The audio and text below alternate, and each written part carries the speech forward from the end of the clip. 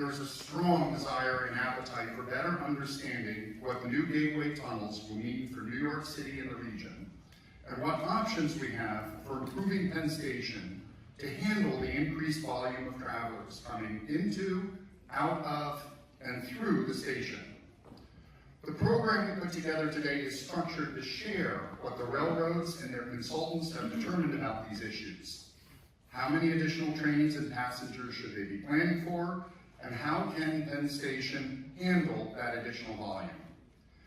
Civic groups and outside consultants have advanced plans that propose to increase capacity by redesigning the station to promote more through-running revenue service. These groups maintain their plans would address the capacity issues without expanding the footprint of Penn Station, or perhaps with minimal expansion. The railroads have studied these plans and agreed to share their analysis with us today. From Regional Plans' perspective, I just want to say, we consider Gateway the highest infrastructure priority in the region and indeed the nation. We've been studying, planning, and advocating for new rail capacity under the Hudson River since the early 1990s. The tunnels were a major recommendation in our third regional plan in 1996, and again in our fourth regional plan, which we released in 2017.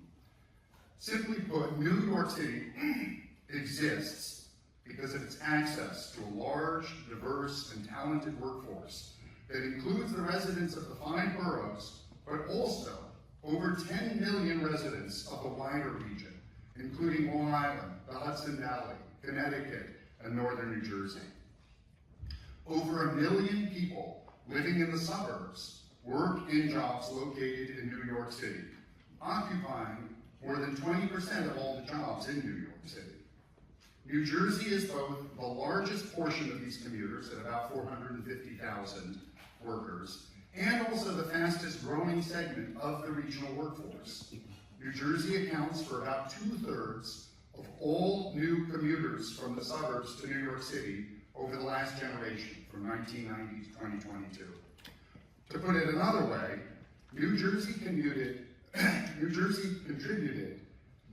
2 new commuters over the last generation for every 1 that came from Long Island, Connecticut, or the Hudson Valley combined. On a larger scale, the Hudson River tunnels are the weakest link in the entire Northeast corridor, which comprises about 20% of the nation's GDP, 15% of its population, on just 2% of its land. When RPA modeled what would happen if Amtrak needed to close one of the tunnels for extensive repairs for an extended period of time, we estimated that more than 500,000 commuters would see their daily journeys get longer, many of them by more than an hour. And the economic impact could be measured all the way south to Virginia. We've also done long-range projections of travel demand and concluded that even under the most conservative scenarios, with very low growth rates and very high work-from-home rates in the estimates, transit ridership across the Hudson River will exceed its pre-pandemic peak by the time the Hudson River Tunnel projects is completed. And it will be about 15 to 32% higher than that peak by 2050. Amtrak is already serving more passengers on this route than they did before COVID, and those numbers are increasing too. So a major priority for us at RPA is making sure that we fully utilize the new Hudson River tunnels and are building a system that can continue to grow and connect the region for future generations. This includes better connections between suburban communities and creating enough capacity to travel to and from the core of the region. I'm very pleased to turn the microphone now over to my friend and partner who I've been working with closely on this, Elizabeth Goldstein from the Municipal Art Society.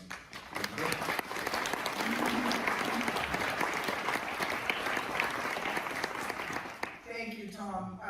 Indeed, Tom and I and both of our organizations have been partners in this work for decades.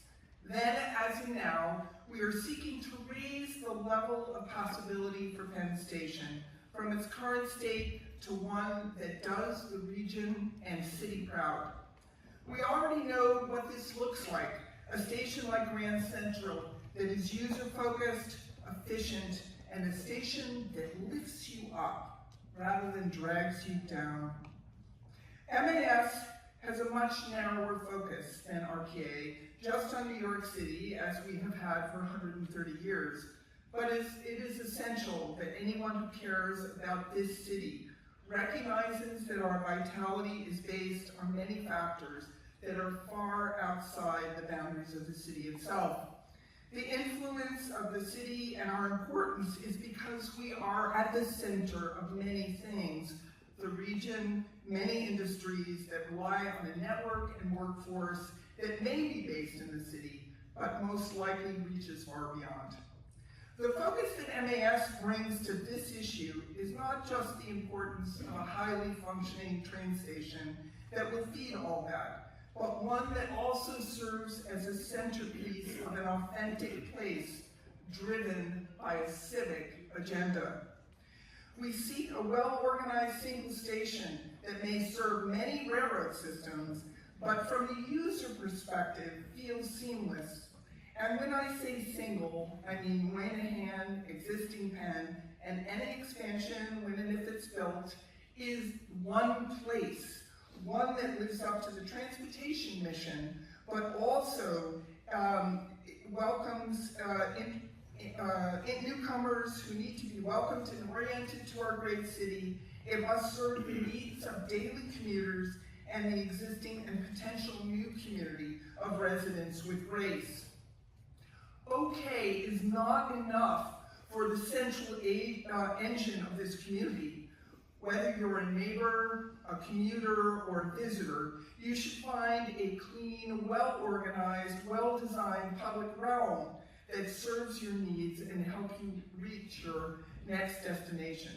A place that feels coherent and aesthetically pleasing, where the civic center of gravity is clear, the station itself, but surrounded by spaces that find and provide respite from the crowd and great wayfinding if you're going somewhere else. That said, we should do some wayfinding for this session, but before I do that, I just want to say something about how we've actually gotten to this day. Tom and I invited the railroads to share their analysis with a small stakeholder group in March. We wanted to provide a chance for those who have been advocating for what the future of Penn Station might be to have a chance to see and respond to this analysis. Since then, the presentation you are about to see has been shared with elected officials here in New York and New York State, but also in New Jersey. But a lot has happened, and the circumstances of this project have changed. The governor's decision about congestion pricing and the political landscape influences what is possible here and drives our desire to keep a vision in mind. As Tom mentioned before, today is a day to share this with a broader audience. This morning you will hear first from Petra Messick of Amtrak and Foster Nichols of WSP with their analysis of capacity needs for Penn Station and through running. That presentation is meaty and will last an hour. Then Petra and Foster will be joined by representatives from New Jersey Transit and the MTA for a discussion, and then Tom and I will turn to you for your questions and answers for all of our railroad guests. This second part of the program will also take an hour. We will wrap up at around 11:30, so without further ado, I look forward to this and welcome Petra and Foster to the stage. Thank you all.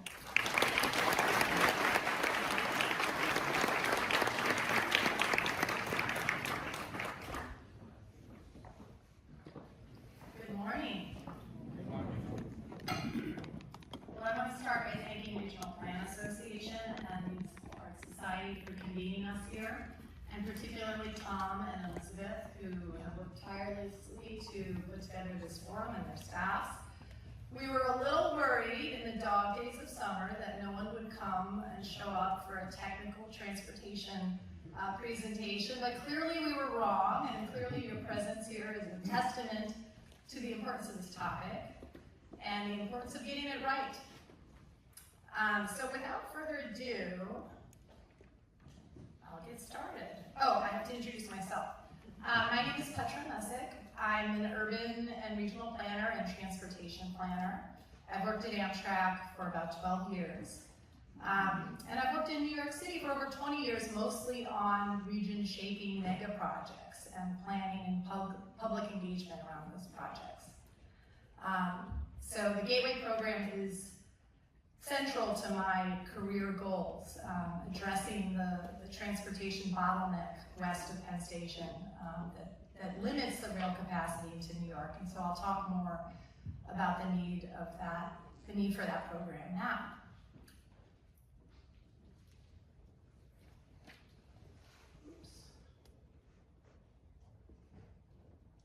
Okay, so I'm going to start setting some regional context on the transportation trends in our region following COVID.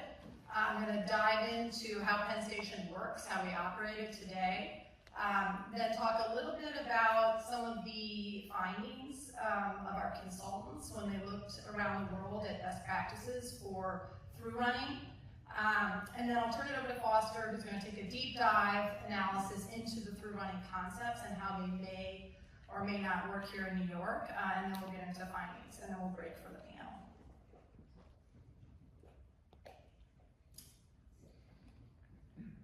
My clicking keeps on jumping like 3 ahead.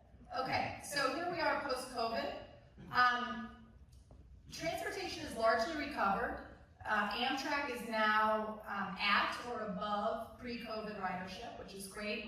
We're on target to break a record for our ridership nationally this year. And commuter railroads, on average, weekdays are back to about 80 to 100% of pre-COVID levels. But on those midweek days, when people, when the hybrid workers are coming into the office, they're back at standing room only. So we're seeing the same crowding that we were experiencing before COVID, again today on New Jersey Transit, Long Island Railroad, Metro North. Amtrak's goal as we look ahead is more trains for more people to more places. And the capital projects that we are undertaking across the region, like the Gateway program, like Penn Access with MTA, like Eastside Access, which was recently completed, are all aligned to achieve that goal, making Manhattan and New York City accessible to the surrounding area by rail so that people can leave their cars at home. The goal is really to make rail a mode of choice. But to do that, you need to provide a sufficient level of frequency on all the lines to give people confidence that when they leave their cars at home, they'll have a ride back at the time that they want, and that they can rely on rail as a flexible, convenient choice. The challenge that we have in delivering that goal, one of the challenges at least, is the Trans-Hudson constraint. Penn Station, which is accessed by rail lines to the east and west, has 4 tunnels under the East River serving it. Under the Hudson River, it only has 2. So that really is the key challenge that the Gateway program aims to address. And as Tom already noted, I highlight in this quote at the bottom right, that once the Hudson Tunnel project is built, and even before that, under multiple scenarios for the rebound of the economy and different patterns of work from home or return to work, we'll see our transit systems across the board back at pre-COVID levels, either prior to, and we're already seeing it in some cases, or by the time the Hudson Tunnel project is complete, if no other investments in capacity, and the Hudson Tunnel project is more of a resiliency project than a capacity project, if no other investments are made. So, the Gateway program, which aims to address that issue, is a generational investment program focused on the Northeast Rail Corridor, particularly in the area between Newark, New Jersey and New York Penn Station. So most of the Northeast Corridor, which extends from Boston down to Washington, D.C., is 4-track right-of-way, 6 tracks in some places, but between Newark and New York, it narrows to 2 tracks. It's also the area where all the New Jersey transit lines that access Manhattan merge with the Northeast Corridor. So not only do you have a tremendous amount of rail traffic on a limited number of tracks, you also have all of these merging movements, which creates rail traffic congestion. And that's one of the reasons that the commute into Penn Station from New Jersey and on Amtrak is unreliable at times, because we're just managing this high level of volume on a limited number of tracks. But the other reason is because these tracks were built over 100 years ago by the Pennsylvania Railroad as an intercity railway. And so the level of traffic that we're seeing far exceeds what was planned for, and all the assets are a century old, and are in a state of disrepair. They need to be replaced, they need to be upgraded. We're seeing that painfully this summer with the catenary issues that we're having and heat. So the Gateway program has two objectives. One is to replace all these aged assets with new, modern facilities. And we do that one by one with the Hudson Tunnel project, with the Portal North Bridge project, with the Sawtooth Bridges replacement project, and then to expand from a 2-track right-of-way to a 4-track right-of-way. So that at the end, you have a 4-track, modern, reliable mainline railroad, including 4 tracks under the Hudson River into Penn to provide the level of capacity we need, the level of reliability and resiliency.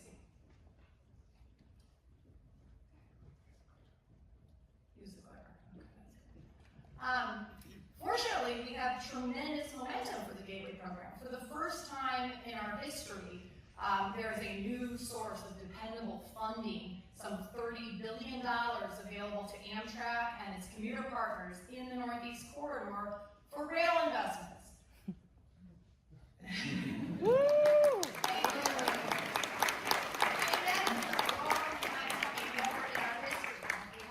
Since the Northeast Corridor was bestowed upon Amtrak when it was founded, we've just been scribbling along with annual appropriations. So with a steady source of funding, you can actually plan long-term projects and make commitments to renew these assets. And we hope that that funding will continue. That was through the Infrastructure Investment and Jobs Act that was passed in 2021. That was a 5-year bill. We'll be looking ahead to the next Congress to renew that, to get another 5 years of funding. But that has been a tremendous boon to the Gateway program, as well as other projects up and down the Northeast Corridor, like the Frederick Douglass Tunnel, Susquehanna River Bridge. But here in the New York, New Jersey region, we have secured funding for the Hudson Tunnel project. In July, we signed a full funding grant agreement with the Federal Transit Administration and secured a very large grant from the Federal Railroad Administration to tie up the funding for the Hudson Tunnel project. So that tunnel is going to be built and the money is there. The Portal North Bridge project is nearly 70% complete. They're currently assembling the distinctive network tied arches in Ravenna, New York, and they will float them down the Hudson this fall to be installed in New Jersey. So that project is also underway. The Gateway Development Commission was established in 2019 and is the bi-state commission that will deliver the Hudson Tunnel project. And that legislation makes it possible for the GDC to oversee other future Gateway projects by an MOU between the state of New York, the state of New Jersey, and Amtrak. Right now, it's mostly focused on Hudson Tunnel. Sawtooth Bridges, Dock Bridge, Harrison Fourth Track. These are all Gateway projects that are now in preliminary engineering or final design. We've commenced concept design for Penn Station capacity expansion. And with events like these, which we're kicking off now and will continue, we expect to host a very robust stakeholder engagement process around the future Penn Station and all of these projects that are so necessary for the future of New York and New Jersey.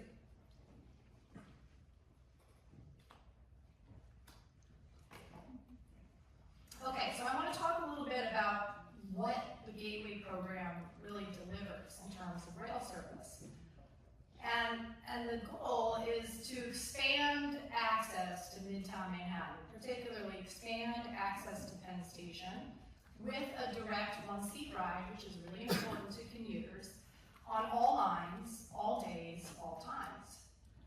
So if you look at this image at the left, the red and blue lines are those New Jersey Transit and Long Island Railroad corridors that currently have direct one-seat ride access to Penn Station in the peak, the morning and the evening peaks. And through investments like the Gateway program, like Penn Station Access, which will bring Metro North New Haven line service into Penn Station, and through investments that MTA is making to the Long Island Railroad, the future state is that we will have this expansion of direct one-seat ride service into Penn Station throughout the region. So suddenly you're activating not just those red and blue lines, but the orange and the purple lines that you see across the region. And you really expand the reach of rail service, of convenient, frequent, reliable rail service into Penn at all times of the day. But I'll get in even more sort of like what this means. What is the service plan or proposed plan, service plan that we're looking at for Gateway? Well, thank you, Craig. So the goal is to go from 24 trains per hour in the peak direction, which is what currently operates through the 100-plus-year-old North River Tunnel under the Hudson into Penn, to 48 trains per hour in the peak hour, peak direction into Penn, and an increased number in the off-peak as well. So today, that's made up of the 24 trains is 4 Amtrak trains per hour and 20 New Jersey Transit trains, and those are spread across multiple lines. And as you can see in the column that says existing trains per hour, there are numerous New Jersey Transit lines, 5 lines that don't have peak hour direct service into Penn. Those are passengers that have to transfer in Newark or transfer in Secaucus, so they essentially have a 2-seat ride into Penn. After Gateway, you go from 4 to 6 Amtrak trains per hour, and 20 to 42 New Jersey Transit trains per hour. And that means that you have a great expansion of lines currently serving Penn Station. And I do want to point out that on each of these lines, there are multiple services that start in different communities. So there are express services, there are local stops, and there are express services for each, sort of each region into Penn. So that's a lot of different trains on a single line. But post-Gateway, you then have 48 trains total. You see the Raritan Valley line, Maine Bergen, Port Jervis, Pascack Valley line, which includes service operated by New Jersey Transit for Metro North from Orange and Rockland County, New York. Suddenly, those trains have a minimum of 2 trains per hour, direct service into Penn, into the peak, which is what people need, again, to choose rail, to leave their cars at home. And you really must have a minimum of 2 trains per hour to have the level of frequency and reliability that people depend on. If you just introduce, say, 1 train on a new line, it would be completely overcrowded, unreliable, as people try to cram themselves in, and it just wouldn't be frequent enough service to provide a viable rail service. Not only will we expand in the peak, but we will expand in the off-peak and weekend service, which is currently constrained, particularly from the west, because we use those weekends to do work on the 100-year-old infrastructure, the North River Tunnel, which are, were flooded during Superstorm Sandy, those 2 tubes. We do work on those in the weekend and throughout Penn Station. So weekend service schedules are purposefully constrained so that there's a time for the crews to come in and inspect track and replace broken ties, address drainage issues in the ballast, and all the work that is required to keep a 100-year-old railroad with 450 daily trains from the west going day after day, week after week, month after month, year after year. So with 4 tunnels under the Hudson River and expansion of the Gateway territory, we finally have the ability to increase that weekend service and increase the off-peak service. So what does that mean for New York and New Jersey? And is this just a New Jersey project? No, emphatically no. New York City employers rely on the region's range of workers for the jobs that are located here in New York, and New Jersey in particular has a large and diverse supply of housing that supplies all these commuters. Housing built around transit, in particular rail transit, for these workers who come in and work Manhattan jobs. Tom kind of went through the stats. Northern New Jersey has been one of the fastest sources of commutation over the last few decades. It grew 62% since 1990. So decade after decade, New Jersey commutation has been increasing, but it remains constrained because we just can't, New Jersey Transit has lengthened their trains, but there's only so much you can do on 2 tracks. There's only so many trains you can bring into Penn Station. And again, that's what the Gateway program aims to address. But it's a benefit both to New Jersey residents to have access to the high-paying jobs and the range of jobs in New York City, for New Yorkers to have access to that labor, and for my New York government friends, I like to point out that New Jersey commuters contribute almost $4 billion a year to the tax coffers of New York State, so important to New York's finances as well. Okay, so now I'm going to pivot a little and talk about the New York Penn Station operating environment, really how Penn Station works.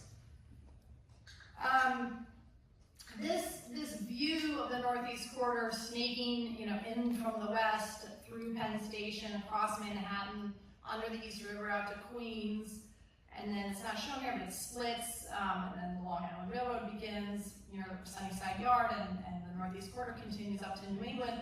This is the busiest stretch of the Northeast Corridor by far. Over 1,000 train movements a day on this stretch. And again, built by the Pennsylvania Railroad over a century ago. So the important takeaway is that any time you do work here, you have to take tracks out of service. And that impacts rail traffic that everybody relies on in this region, one way or another, whether you're riding it or you're driving and you're impacted, whether people are riding or not. And it's one of the reasons that doing projects in the New York City region, in particular on the Northeast Corridor, are so lengthy, so expensive, because a project that might take 2 years if you had complete access to the tracks for 2 years straight could take 6 years if you're just doing it every weekend. And that's one of the reasons, say, East Side Access took so long, was so expensive, because that was at Herald Interlocking, which was the point where the Northeast Corridor and Long Island Railroad split in Queens, and is just the busiest section of the Northeast Corridor. So to take the tracks out of service in order to do work, it lengthens these projects, it makes them more expensive, and it's why anytime we talk about improvements to Penn Station, we have to keep that in mind. You have to take tracks out of service, you have to inconvenience people, and it becomes more difficult, more costly, and it takes longer. So let's look closely at Penn Station. As I mentioned prior, on the east side, we have 4 tunnel tracks under the East River. And on the west side, under the Hudson River, we only have 2 tracks through the North River Tunnel, 1 track in, 1 track out. The Empire Tunnel is noted on this diagram. It's that single red line snaking from the Upper West Side of Manhattan. That's 1 track in, 1 track out. So the Empire service that operates through that line is more constrained. And then, shown here on this diagram in orange, is the planned new Hudson River Tunnel, which will be 2 additional tracks, 1 track in, 1 track out, that will access Penn Station from the west and sort of balance out the station in a way so that you have 4 tunnel tracks on the west as well. I also want to highlight the role of the yards to the east and the west of Penn Station. So the west side yard, which is just, right off the rest of Penn Station between 10th and 12th Avenue, that's the Long Island Railroad yard. So Long Island Railroad trains come into Penn Station from the east, they drop their passengers at the platform, and they pull through. And then they can turn around or lay over in the yard. Similarly, New Jersey Transit trains that are entering the station from the west can drop their passengers and pull through the East River Tunnel to Sunnyside Yard in Queens. Those are only trains that don't platform at tracks 1 through 4, which are stub-end tracks, and so those New Jersey Transit trains must turn around in Penn Station. But for the trains that are able to pull through and go to the yard tracks, that is one of the most efficient moves we have at Penn Station. We call it drop and go. Train comes in, drops its passengers, keeps going, right? It's a through-running move. And over 50% of the peak hour trains in Penn Station already use that through-running move. It's how we can operate over 1,300 daily trains at Penn, because the station is actually designed in a very efficient manner. And then here I'm zooming even further into Penn to show you the platform tracks. So we have 21 tracks, 11 platforms. You see on this diagram the tracks 1 through 4, which I highlighted, which are the stub-end tracks. They don't connect to the East River tunnels.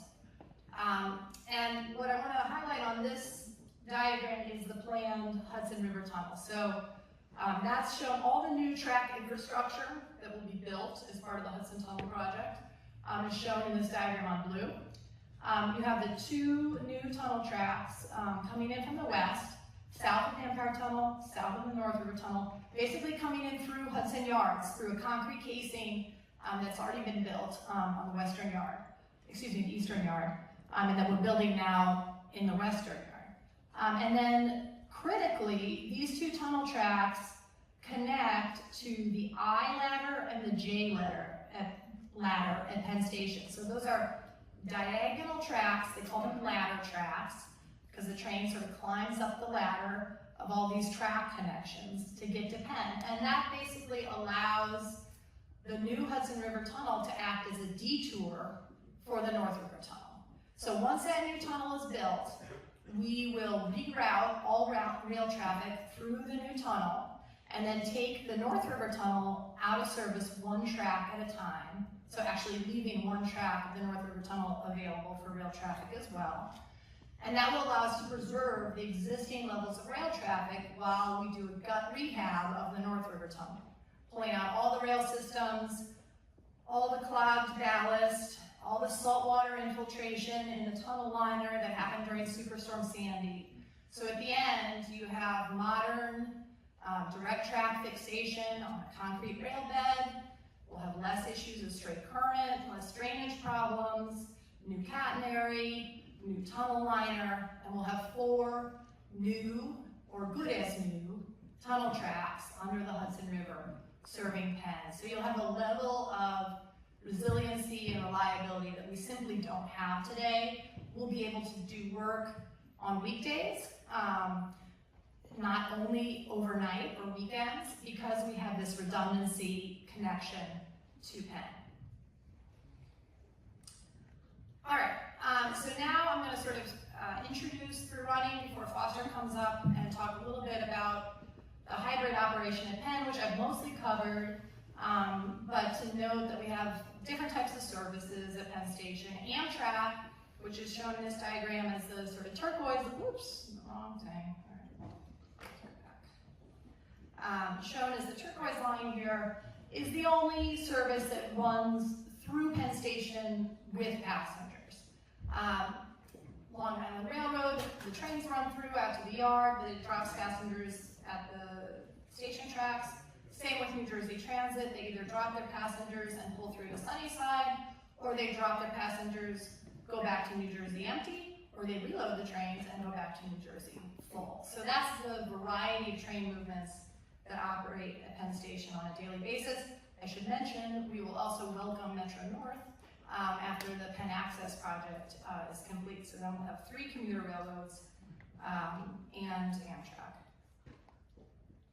So, lots of interest in through running, a lot of talk about through running. Can we do it at Penn Station? What is through running when we talk about it? Firstly, it's an operating regime for the station. So I've already spoken about, we already have some level of through running at Penn. Amtrak is through running.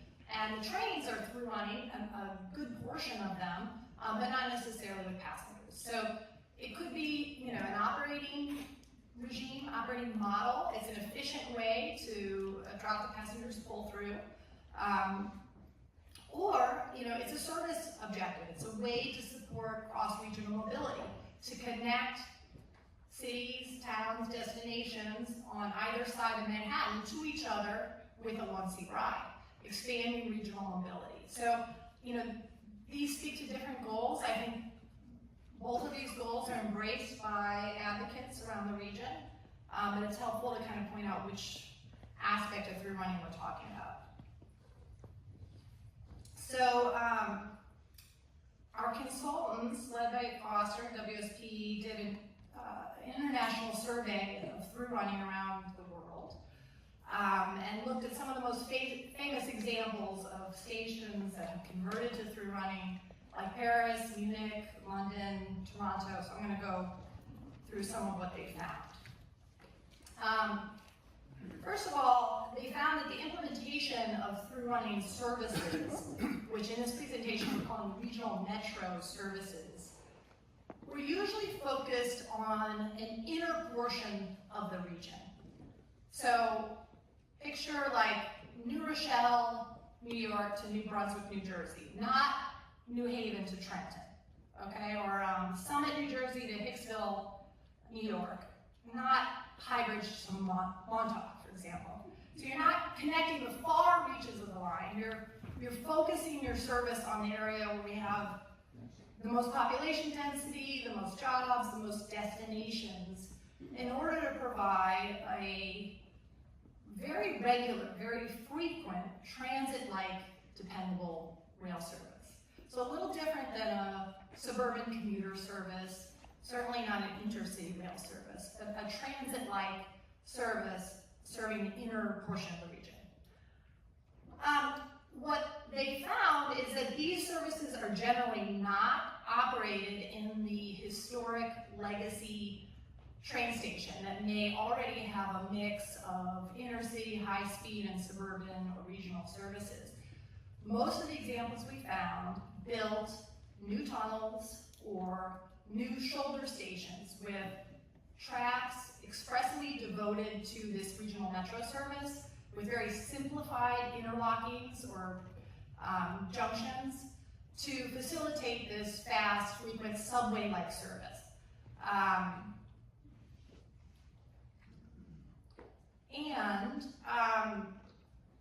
They also found that the services were only introduced after significant capital investments were made in the network. So, you know, building new infrastructure like those new tunnel tracks or new shoulder stations, specifically so that the regional metro service could operate without interference of the suburban or intercity trains, eliminating grade crossings, standardizing the electric propulsion systems, procuring all the new standardized equipment, and that these investments typically, or these services were typically implemented after decades of making these investments in the network, so that you had a reliable network that was robust enough for the regional metro service, and then had dedicated tracks so that you could run like a subway-like service on the inner portion of the region. So that usually took decades to unfold and was implemented in stages, and only after you've done all that work were you able to then implement this new dedicated regional metro service for the inner portion of the region. So with that, I'm now going to turn it over to Foster, who's going to provide a more in-depth through running analysis.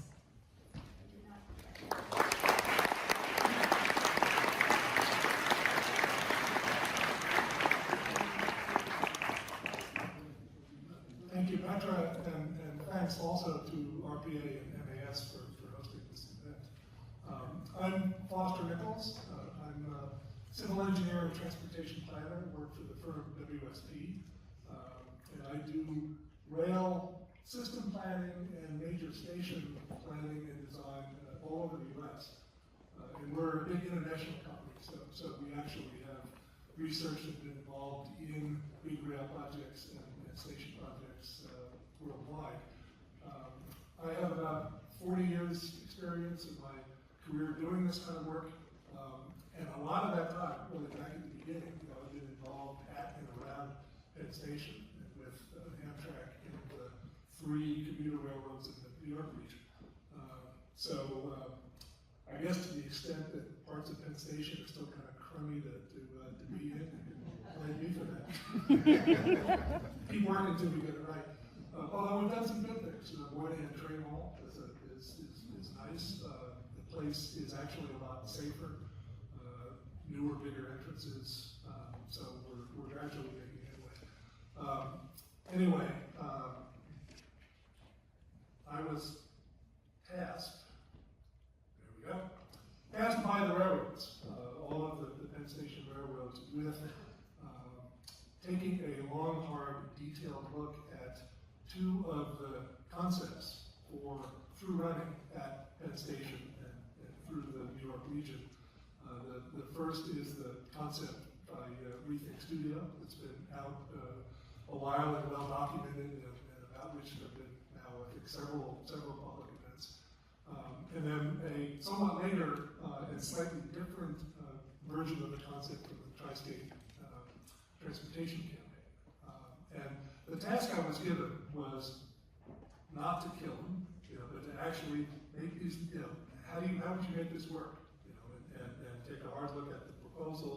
Are there changes, tweaks, adjustments that would make it work better? And how does the notion of through running, both the operational notion and the connect places on both sides of the region, what would make the most sense for making them work together? And so my mission was to make it work. And as part of that, then we developed some alternative or variations on these concepts to try to do that. We did a good bit of engineering and train operations analysis to try to make that work. I want to begin with just to kind of cover some ground that Petra covered on the types of rail service, because this is really important to understanding how the trains work and what fits through Penn Station. So there's intercity, which in this case is Amtrak. And Amtrak actually has several kinds of service. There's the fast Acela trains, there are those regular Northeast regional trains, there are overnight trains with sleeper cars that go out to Chicago and down to Florida. But down at the bottom, regional metro, that's this idea of running a subway-like service through the core of the city at frequent intervals. Really, transit-like, ideally, dedicated to that use. And so that's, again, that's what we saw around the country. But then there's this category in the middle, suburban service, which, as we'll see, isn't fully replaced by regional metro, because regional metro only goes so far. And that can be commuter trains like the ones that are run by New Jersey Transit and Long Island Railroad today, where they come and go to yards or turn around at the station and go back. Those could run through, potentially, or they could run through Penn Station itself to facilities on either side of the region and then turn back. And so all of those are ideas about suburban service, and I'll talk about some of the implications of those as we move ahead. All right, so kind of a quick summary of the rethink concept. We'll talk through this one in a good bit of depth. Fundamental to it is the proposal to convert Penn Station to 100% through running. So no trains turn back at the station. Everything comes in one side, goes out the other. And the idea behind that is that's the smoothest flow of trains. And so in theory, you have the fewest impediments to moving those trains through the network. It envisions widening the platforms at Penn Station. And this is key particularly for any train that's going to drop off passengers and pick up passengers. The existing very narrow platforms don't support that at the volumes that Penn Station sees. And so all the railroads, including Amtrak, will discharge their passengers. They all go upstairs before actually the track is announced and they begin the boarding process. So that takes a long time, and that's part of what contributes to the long turnaround times for trains in New York. Widening the platforms to allow departing passengers to come down and actually pre-stage on the platform like it's done in Philadelphia and other stations, as a way to, again, cut down those times. And so that's part of the proposal. But in order to do that, they remove a bunch of the existing tracks. So 9 out of the 21 in the case of the rethink proposal.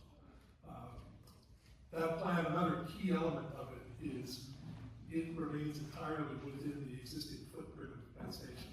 So the retaining walls at 33rd Street and 31st Street underground, is the envelope within which Penn Station exists, and rethink, fills that envelope and doesn't go beyond it.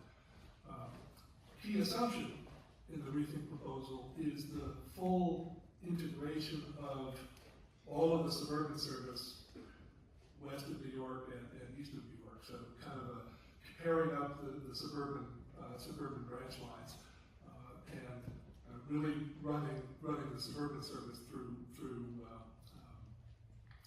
and we'll talk a lot about that particular aspect. One of the ways that the suburban service is supported is through these new terminal stations in New Jersey at Secaucus and in the southeast Bronx at Port Morris that allow suburban trains to run through, and not every train has to go 100 miles the other way. They can turn back there. Second to last point here, the assumption is all right-hand running. So, like the highway, keep to the right. That minimizes the train head-on movement conflicts at the station.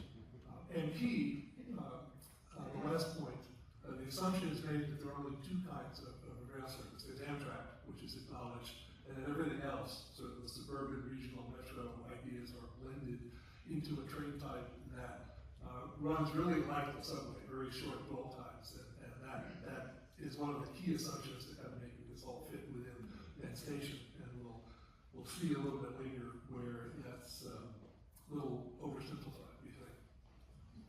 But we'll get there.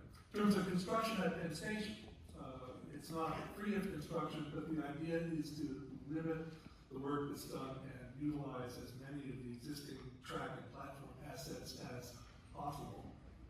There is some work to connect up all the tracks. You saw in the Petra's diagram that there's some tracks that don't go all the way through to the east. The top 2 tracks, 20 and 21, actually don't connect to the Hudson River Tunnel either.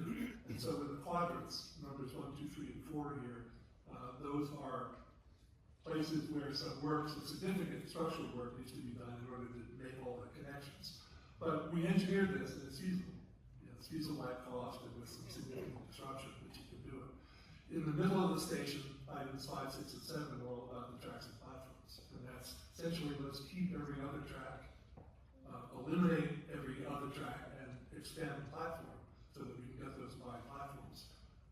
And so what we end up with is 10 wider platforms plus keeping one of the narrow ones. And that gives us, in addition to the ability to move the trains quicker, it allows us to get more stairs and escalators and elevators down to the platform, which improves the flow of passenger traffic. So that's kind of the rethink proposal. Want to emphasize, the fact that, there's work at Penn Station, significant capital construction at Penn Station to set that up.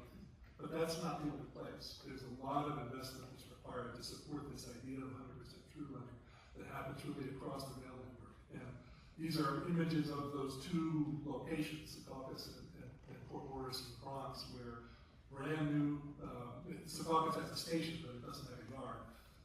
Port Morris needs both a station and a yard in order to be able to handle the traffic that now turns and does business at Penn Station. If those trains are moving 100% through, they need to go beyond to be able to turn back. And then there's investment in just the interoperability of the trains, because these railroads were developed differently, different historic railroads, they were electrified differently, the signaling systems are different, the train cars are different. There are, the only thing that's really standard is the gauge of the track, the size of the track. So the trains physically can run, but a lot of investment to actually get the trains and the crews and the passengers to run through. So essentially, the notion that some of the reporting on this concept this is really pretty quick, cheap, and easy. Just run the trains through, and we get all this additional capacity. There's some benefits to through running, but there's a lot of work, a lot of planning, design, a lot of money, and a lot of time required to actually deliver the railroad, that can support through running. We looked at the concept and identified a range of technical challenges, but again, our mission was, here are the things that we see as issues, let's try to resolve all of them. And there's a long list here, but in the interest of time, we basically boiled the list down to 4 key challenges that we think are fundamental to the feasibility of the concept as proposed.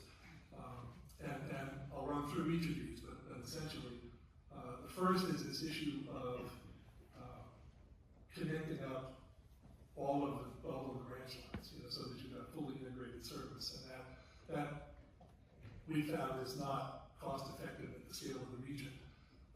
With respect to point 2 is really all around this notion of 100% through running and all the trains running through, and that's a good idea at Penn Station. It kind of falls apart a little bit when we look at the broader network of how trains need to move around through the system. We'll talk about that. Spatial considerations. This is really, how much room how many tracks and platforms do we need? How many can we fit within the footprint of Penn Station?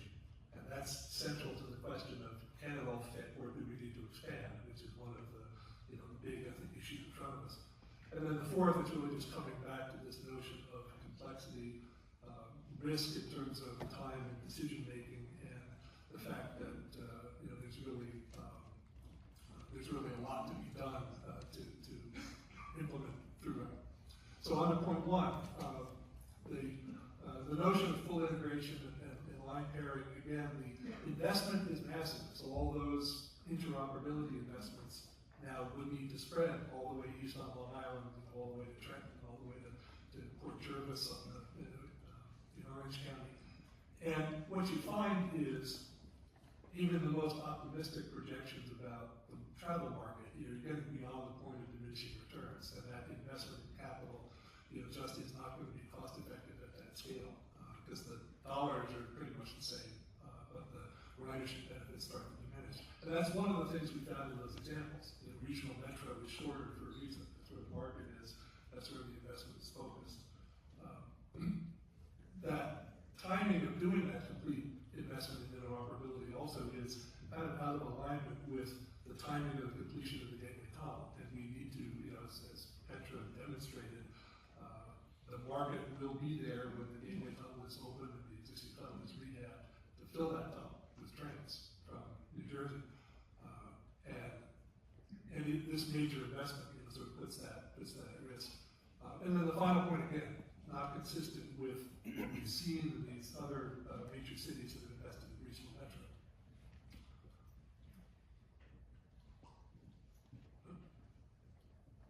There we go. Yeah, so the solution, we think, is actually to buy into this notion of a regional metro line. And there's a little sketch here, but I'll go to great pains to say our mission wasn't to figure out whether this made sense or to optimize it in any way or to look at alternative configurations of the network. This is just a system that, if you put it in place, could fill up some tunnel capacity and run kind of like the Paris and London and Munich examples of a dedicated system, next to, adjacent to the existing suburban lines. But we're not placing any value or really making a statement about its cost effectiveness or worth. The point, though, with regional metro is that it complements but doesn't fully replace suburban service. We still need the commuter trains from the further out suburbs, every place beyond the red lines that are still in commuting territory.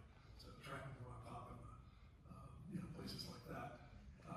And that kind of approach is how the rest of the world has done through running and this transit style cross regional service. As a region, it's an idea that I think has some merit and interest, and a lot of folks do, but it doesn't really exist in the purview of any of the single agencies today, given the fact that we've got 2 states and multiple entities. And so the planning work and the decision-making work is complicated and hasn't been so that planning work to actually figure out, all right, this is a good idea, how do we do it? What does the network look like? What are the investments? We are at ground zero, point zero for starting that work. The other big thing that we'll see a little bit later is we need to plan for these three types of rail service: inner city, suburban, and regional metro. And we think only plan on two of them, and adding that third adds a level of complexity that you'll see really starts to push the physical envelope. So the operations at Penn Station are a good bit more complicated and will be, even if we go them through running, even if we go 100% through running, because of the mix of services. Second point, with respect to, again, the 100% through running, it's a great idea at the station itself. Again, you can get the trains through the station faster, whether they're dropping and going or picking up passengers with the wide platforms and with the through running regime. And what we ideally, kind of what we think counted on was, all right, we thought maybe our 6 Amtrak trains and the 42 then passenger trains from New Jersey that want to come through. But there are a couple of things in the way of that idea working. And one of them is Empire service, and the other is suburban reverse commuter service. And I'll take a minute to kind of explain that. If you remember from Petra's track diagram, there is a tunnel that heads up the east bank of the Hudson River. Amtrak's train an hour Empire service is running in that tunnel. That is one of the most productive, actually the most productive Amtrak branch beyond the Northeast Corridor. So it's got growth plans as well, not just the Northeast Corridor. And Metro North is interested in running some commuter-type suburban trains from the Hudson Line into Penn Station, so the Hudson Line equivalent of Penn Access, which is bringing New Haven Line trains in. So whether that's, say 4 trains an hour, whatever the number is, those trains coming into Penn Station have to go somewhere. And if they run through under the East River Queens. But those are then 4 trains that can't start in New Jersey and run into the river, because we're limited by the 4 tunnel tracks we have on each side of the station. Right? So we're starting to cut into our Trans-Hudson capacity. What makes that worse is with suburban service, it has to run in both directions because it's out beyond the limit of regional metro.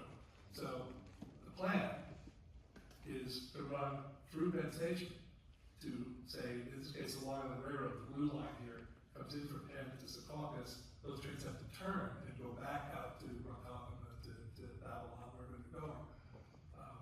That's fine, that works, but they're going through that same tunnel, those same tunnels that are already kind of allocated to the New Jersey commuters that are only starting in Secaucus, so you're not going to pick up that many New Jerseyans from there. So that eats into that number as well. So instead of having, say, 42 trains an hour, passenger trains an hour, you're quickly down to 30 or maybe even less. And so that's a problem. That's a problem because there is demand, there will be demand for much more than that. The solution is to actually, Penn Station makes more sense to run in a hybrid mode with some services turning at Penn as opposed to competing for use in the river tunnels. And so that's actually part of the Tri-State project that we looked at in a little bit. And it makes some sense because it allows us to maximize the use of the tunnel. But it means that then some trains need to be planned for turning at Penn Station. It's not 100% run through. And that has demand for tracks and platforms because it takes you longer to turn a train than to run it through. So to handle the same number of trains, you need more tracks and platforms. Some alternatives, have been positives like let's build a tunnel for the Empire trains across the Bronx to tie into the Hellgate line to come in from the east. It's an interesting idea, but a massive project that again, there's no planning or consensus or decision making. And I think hinging your New Jersey commuting on being able to complete that project first is extremely risky, in terms of time. All right, right, so let's move on to the third point, which really gets to the heart of, what fits and what do we need at Penn Station, the way it tracks the platforms. And the rethink proposal, or our schematic version of it, is here with the 12 tracks.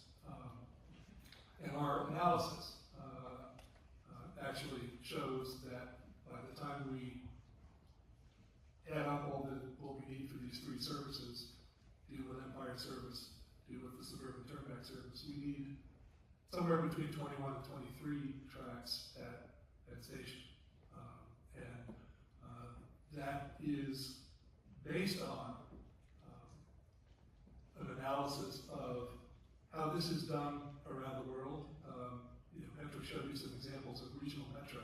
We also looked at a bunch of international examples of trains that mix suburban and intercity service in a through running or in a hybrid mode. And we actually, when we looked at timetables, looked at detailed plans for what the throughput of trains per track is. And when we do that math, that's what we end up with. So there's quite a deficit between sort of the 12 that are there in the plan and the 21 to 23 that we need. We took a hard look at, all right, if we had a completely blank slate at that station, what would fit? What's the maximum number of tracks with wide platforms that we could fit to support through running? And so we engineered this one and made it work, to the surprise of some of us who sort of started this exercise thinking that, we're gonna have a hard time doing it. But it's engineered, it could be built. Magic number 17, but it's not pretty. The amount of structural work needed, just when you look at the columns that hold up the station, the N2 office building, Madison Square Garden, Moynihan Train Hall, and the annex, it's like 1,045 columns that would have to be demolished, reframed, re-supported, and all done while Penn Station continues to operate, right? Because we don't have an alternative. We've got to run the station. So you all remember a couple of years ago during COVID, the summer from hell, which was planned and mitigated, and it's the reason they did it in the summer. What we're talking about here is sort of the equivalent of the decade from hell, because we think it's going to be 10 or a dozen years to actually stage the construction with a portion out of service for the rest of it running, with barricades and barriers and something like 30% fewer trains at rush hour that are run today. And when we look at that, you could do it, but the pain and level of disruption, would be massive, and we think it's really not a constructible, viable idea, to do this level of intervention. But these are the boundary conditions. So 12 is a lot of work, but kind of reasonable, maybe. 17 is more work, I think, than anyone would be willing to tolerate. And I think the harm to the travel and the economy, would exceed the benefits. Here's a picture of just what that is. It's a little hard to see. The little dots are those columns. So this was actually kind of engineered, and we spent a good bit of time figuring out how you build it, how fast you build it. The table below was just sorting the 1,000 columns based on what they're holding up upstairs. So again, it's a little bit of everything, but a massive, massive project. So I think I'm going to go back. No, I've got one more slide in this sequence. The key finding, and I'll back this up in a second, is that there is, and we tried, again, our mission was to try to make this work, but there was no combination of investments, things we could do within that station, the way of construction, and adjustments to the way trains operate.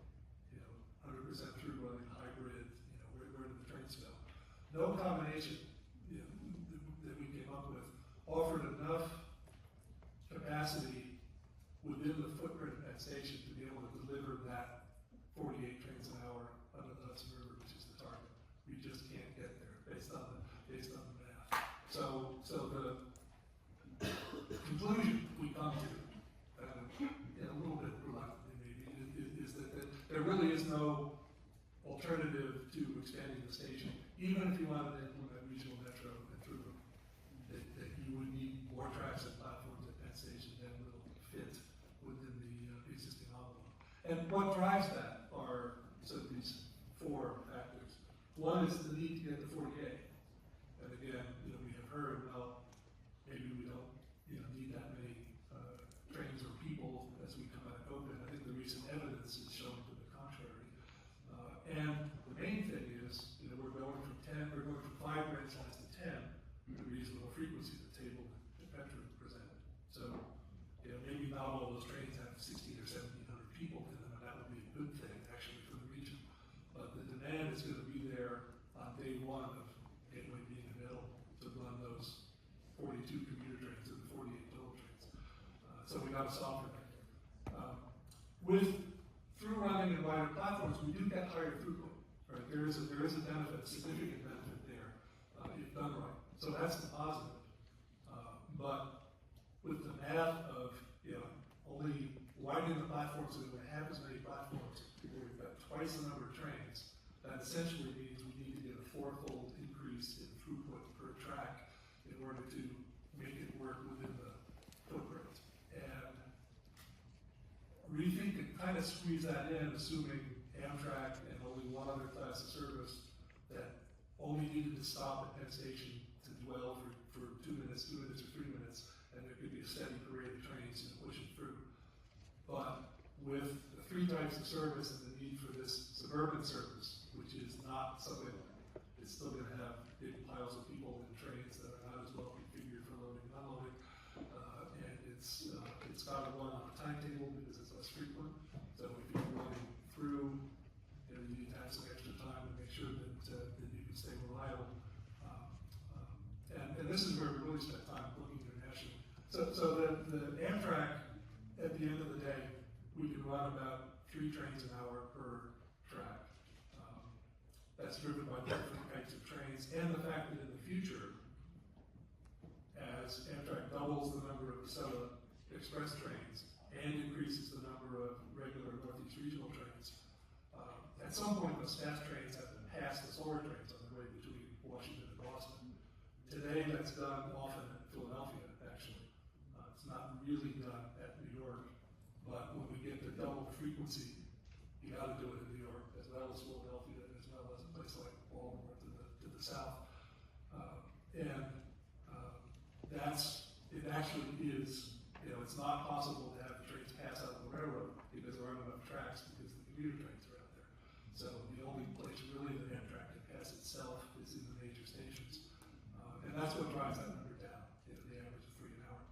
A regional metro, we think with a good, productive, dedicated system, those trains could get to 12 trains per hour per track.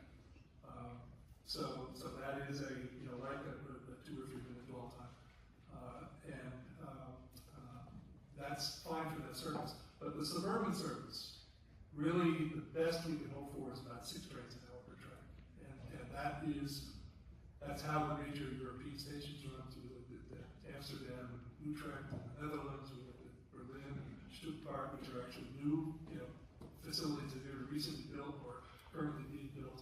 The Toronto program, major investment there to get to regional metro, suburban, and intercity service. Best they do is about 6 trains an hour. So that's not an unreasonable assumption for us here in New York. And that math, that 3, 12, and 6 put together is what gets us to the 21, 23 tracks. So that's unfortunately what we need, and it just doesn't fit within the footprint. Wrap up, I'll be quick on this. This is just reinforcing that it's not quick, cheap, and easy message. And it's, again, we need to, for any kind of through running regional metro combination, the planning work and the decision making on what is it, where are we going, what are the investments, needs to be done, and we haven't started that yet. Those investments are, not just at Penn Station, but it's eliminating bottlenecks, it's removing at-grade rail junctions that are reliability issues today. Again, you need to be reliable in regional metro, and all the systems need to be compatible to be interoperable. So major investment. And we need to start that process, and we need to really change the institutional structure for decision making because there is no single entity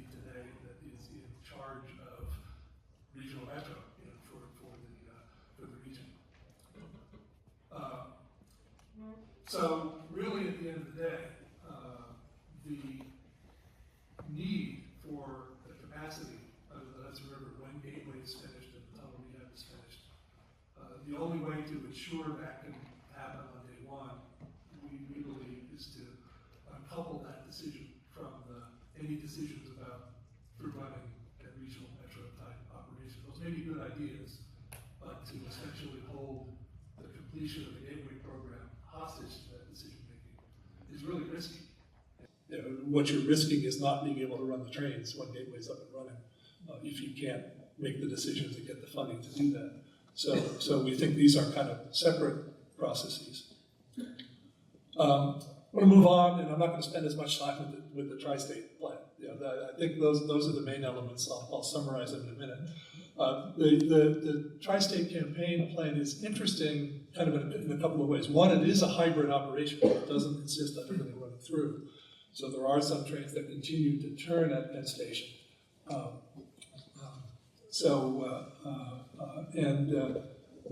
What it does is also limit the amount of track and platform reconstruction. So it focuses on kind of the middle zone of Penn Station, the blue platforms here, which are taking the tracks that connect to the existing Hudson River Tunnel to the 32nd Street tubes of the East River Tunnel, and taking the 12 tracks that are there now and reducing them to 10, but getting the wide platforms in there, so we can do through running in that zone.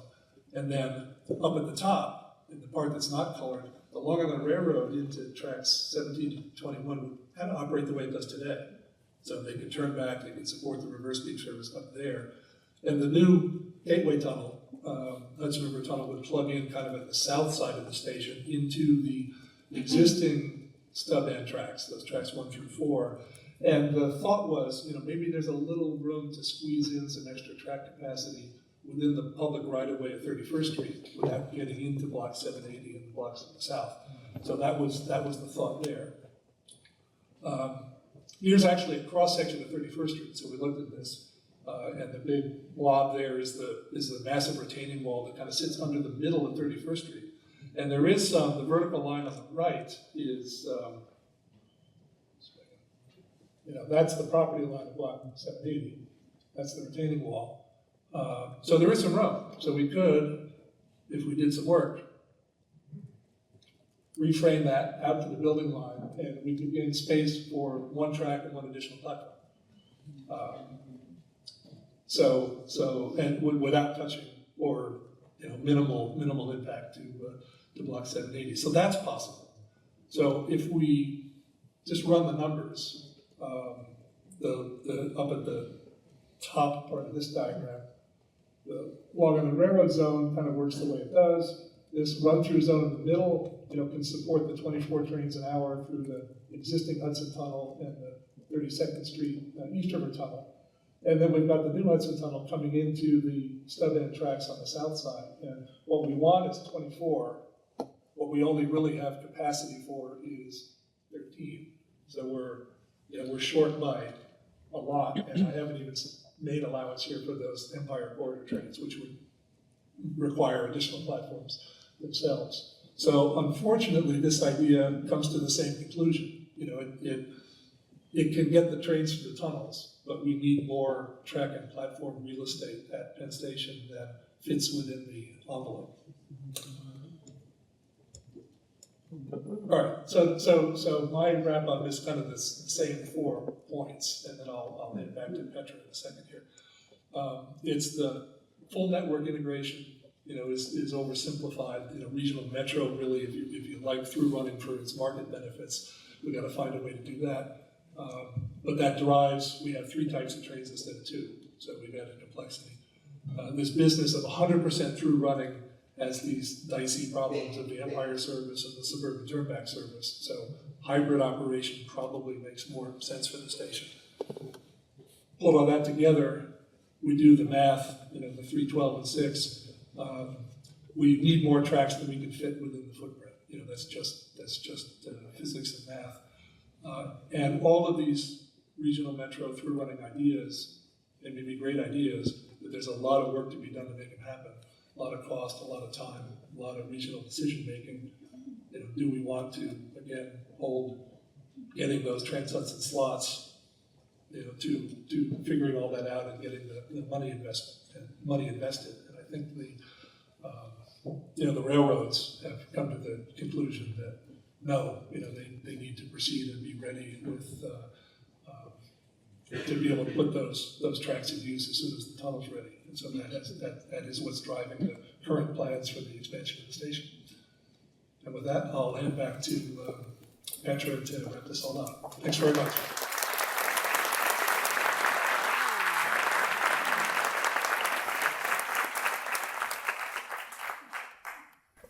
Oh, that was a lot of information. All right, so I'm going to attempt to conclude, just highlight some main conclusions.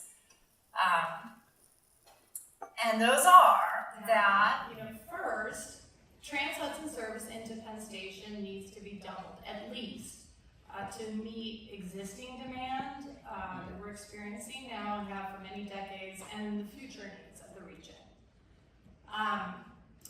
Two, that all the through-running or hybrid configurations that we studied within the footprint of the existing station fall short of this goal of doubling Trans-Hudson rail service.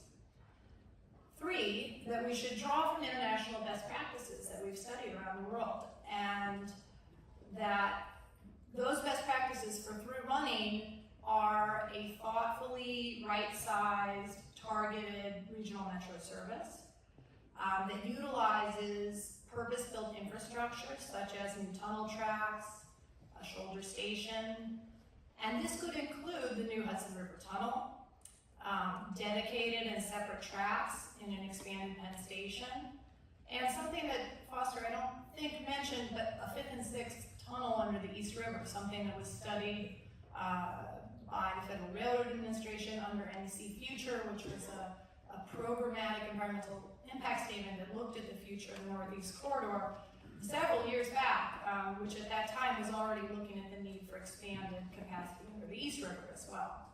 But in the meantime, we have this issue of Penn Station, and all the railroads that are here today agree that Penn Station needs to be improved, and I think everyone in the audience agrees with that too. So it's about how can we utilize the capacity that will be built with the new Hudson Tunnel project, with the planned investments through the Gateway program, and to improve the passenger experience at Penn as quickly as possible. And then look forward to what type of strategic regional through-running services may be appropriate in the future. So I like to think about the Gateway program as the beginning, not the end. This is the foundational investment plan for expanding rail capacity in our region. It's long overdue. It's what we need to make rail a mode of choice, to get people out of their cars or convince them to leave them at home when they're coming into Manhattan. It's consistent with the need to make that mode shift for climate change, for the quality of life here in the city. So we walk around on the streets and sidewalks and don't want to be completely overwhelmed by auto traffic. And it could be the basis, the investments through the Gateway program, could be the basis for a regional through-running service that has to be designed and planned through the collaboration of the railroads and stakeholders here. But in the meantime, we're committed to moving forward with the Gateway program and committed to working with stakeholders for a vision for the future of Penn Station that is really worthy of the importance that role that the station plays for the transportation of the region, and is respectful of the neighborhood that surrounds it, its historic fabric, and its ongoing vitality. So with that, I thank you for your attention, and I'm going to turn it back over to Tom. We have lots of time for questions.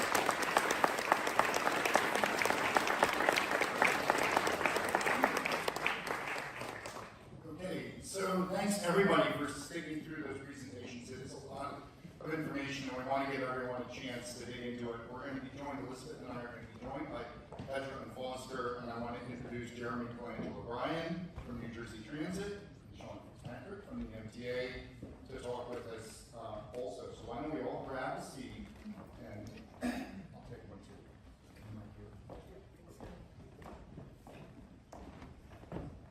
And release again.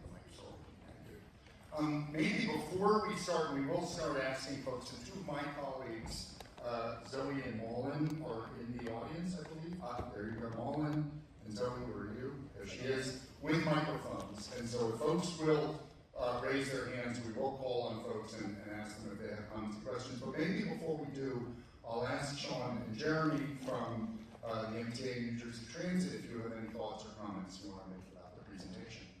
Yeah, thank you, Tom. Thank you, Elizabeth. Thank you, my partners in Amtrak and NJT and Foster.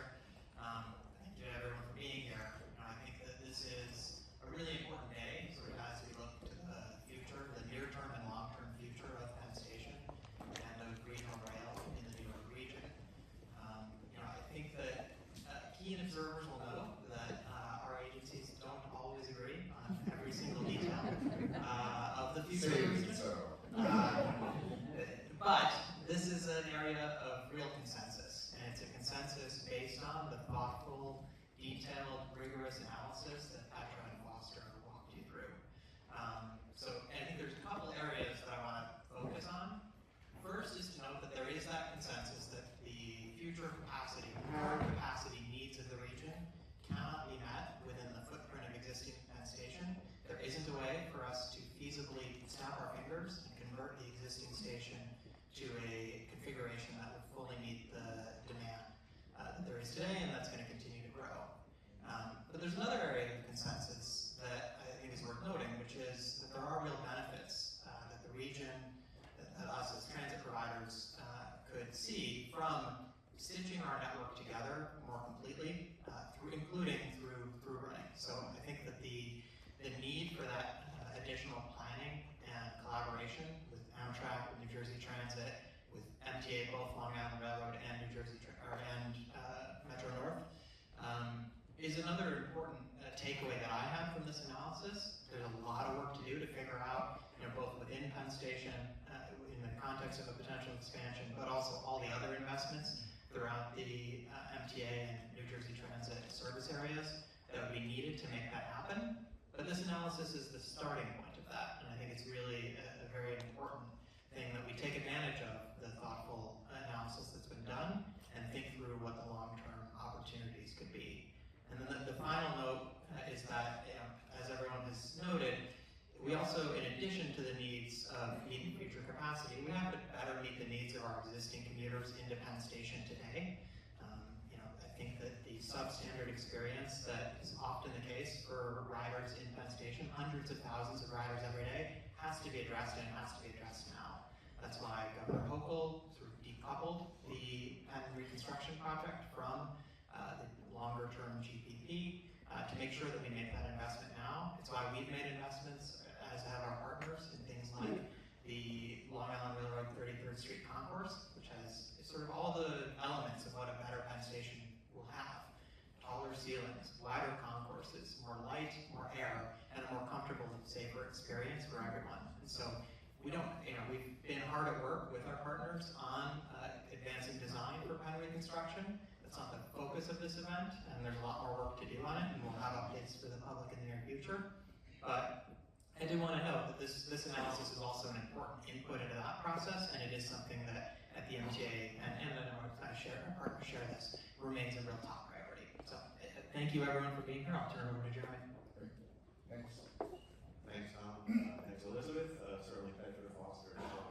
A lot's been said, so I don't think I'll sort of repeat a lot of that, but I'd like to just take a moment to sort of talk a little bit about the demand we've seen and the demand we still see coming as part of the sort of regional approach that I think Tom laid out at the beginning. Tom mentioned in the 1990s, I think these stats started in the 1990s, looking at sort of growth and market share, and there's a lot more folks basically coming from west of the Hudson.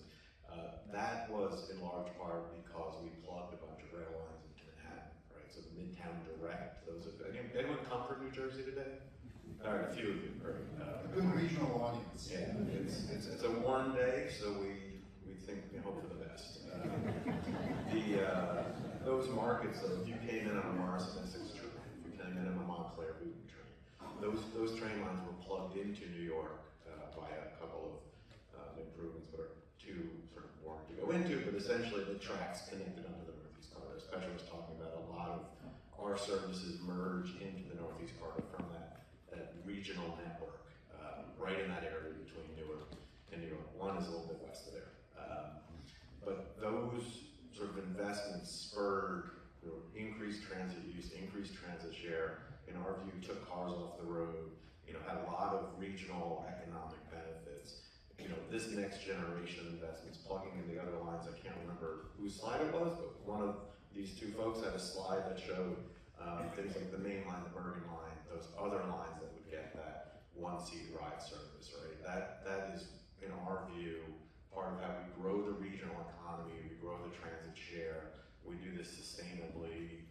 For those of you who believe in climate change, we try to get into some of addressing climate change. I do believe in climate change, just to be clear. And as we look at that region, and as we look at that system and how many trains we really need to run per line to make them attractive, as these folks were talking about, it really leads us to these conclusions that 48 number, which includes Amtrak and New Jersey Transit, that's really the minimum, right? If we look at this in a 20, 30, 40-year horizon, that's really the minimum. And I'll just close, because I could go on about this for a while, so forgive me, but I'll just close by saying, we've been at this for quite a while, right? So I personally started this stuff around the turn of the century, the millennium, which is even worse when you think about it that way. But we did projections back then about what ridership would be in 2030, and we exceeded the daily projections pre-pandemic. We did not exceed the peak projections because the system is constrained, right? So when we do these things, we do them in a rigorous, federally compliant manner. And as we look now at those projections going forward to years I don't want to think about, like 2045 and 2050, we see the same trend occurring. So the demand is there today. We think it will be there in the future, and we really need to maximize these investments going forward. Thanks, Tom. Great. I want to say to everyone in the audience, this is like the 4th or 5th time I've seen this presentation, and if it's a little overwhelming, you're not alone. I think both Tom and I feel like we've learned something new from each one of the presentations that we've seen. And just to reiterate, this presentation will be up on both of our YouTube channels as soon as we can do that for you. So if you want to see it again or pass it on to other people. But I wanted to ask a question that was triggered by the conversation today, if I may, and that is the penny dropped for me about the rebuilding of the North River tunnels, and I'm curious about what the implications of that are for train movements into Penn Station while that's going on.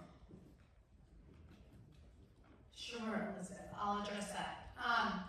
So the answer is quite simple, actually. The train movements, the volume of train service will remain the same during the rehabilitation of the North River Tunnel. And the whole Hudson Tunnel project is designed around that requirement, that we must maintain the existing level of service from New Jersey and on Amtrak into Penn while we rehab the North River Tunnel. And we do that by taking the tracks out one track at a time. And it's really because we need 3 tracks to replicate the level of service that we have today with the 2 tracks of the North River Tunnel. You might ask, why is that? Because we have a new tunnel, it's 2 tracks, just like the existing. But if you looked at the diagram, the North River Tunnel really is a detour. And a detour is never as good as the primary route, right? The existing North River Tunnel built by the Pennsylvania Railroad is optimally positioned to fan out to all the tracks at Penn Station that it needs to access. It's right central on the west side of the station. So when we create a new tunnel that also reaches the tracks and platforms at Penn, it doesn't enjoy the same level of sort of centrality and access to so many of the tracks at one time. So it has to travel over these ladder tracks. So it provides a level of resiliency and redundancy so that when the North River Tunnel is out of service for one reason or another, we can use that backup tunnel. And it will be incredibly valuable to us, for many years to come. But the short answer is the North River Tunnel, while it's out of service one track at a time, will utilize, run the traffic through the new tunnel and one track in the North River Tunnel, and that will replicate the same service as we have today. And then the end of the Hudson Tunnel project is when the North River Tunnel is fully complete, and then we have 4 tracks accessing the Penn Station, and then we have so much more. We have a relief valve, you know, we have flexibility. If a train breaks down in one of the tubes in the North River, we can shift them through the new tunnel. And that's the Hudson Tunnel project. Okay, I'm going to ask folks, if you have questions, raise your hands. Avoid. We'll go from one side of the room to the other, and I'll ask you to please introduce yourself, just say who you are, and be helpful. And I appreciate all the representatives here. Norman, do you want to grab somebody over on that side? Thanks.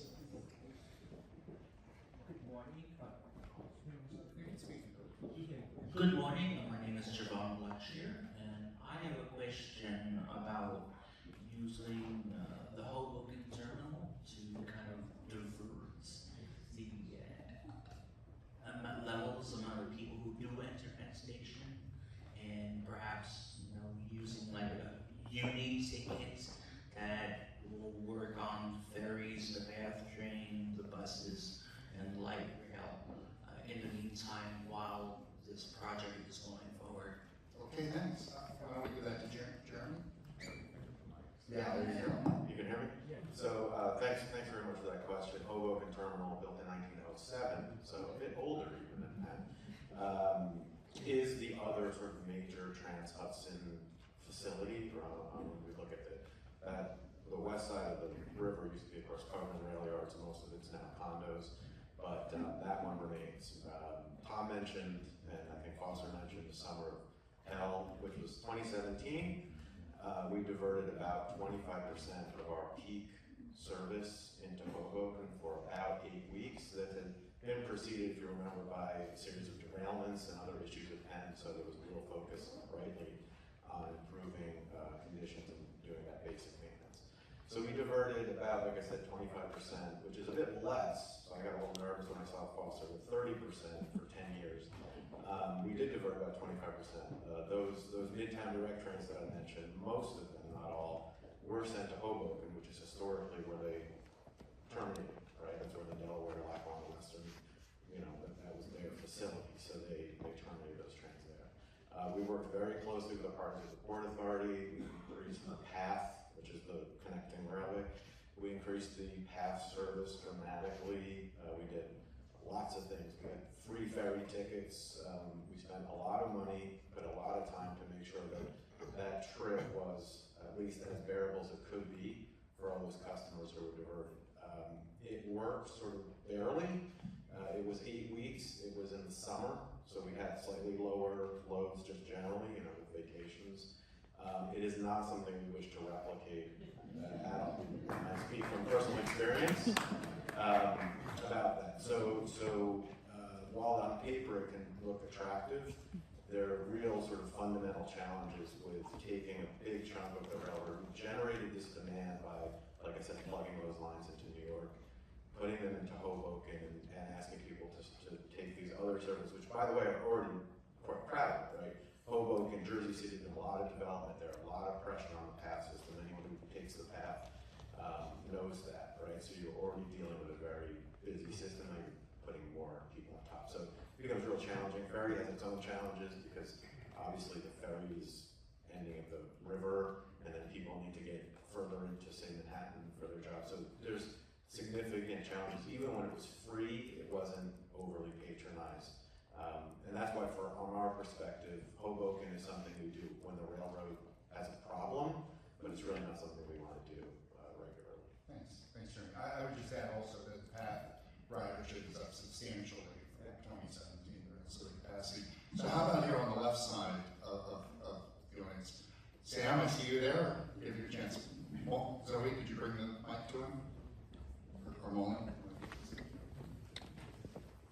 Thanks, Tom, and thanks for the presentation. Any time the public gets to hear more about this is good for all of us, even though we have divergent views. But my organization is Rethink New York City. I'm also the coordinator of the Empire Station Coalition, which is approximately 15 civic neighborhood think tank groups.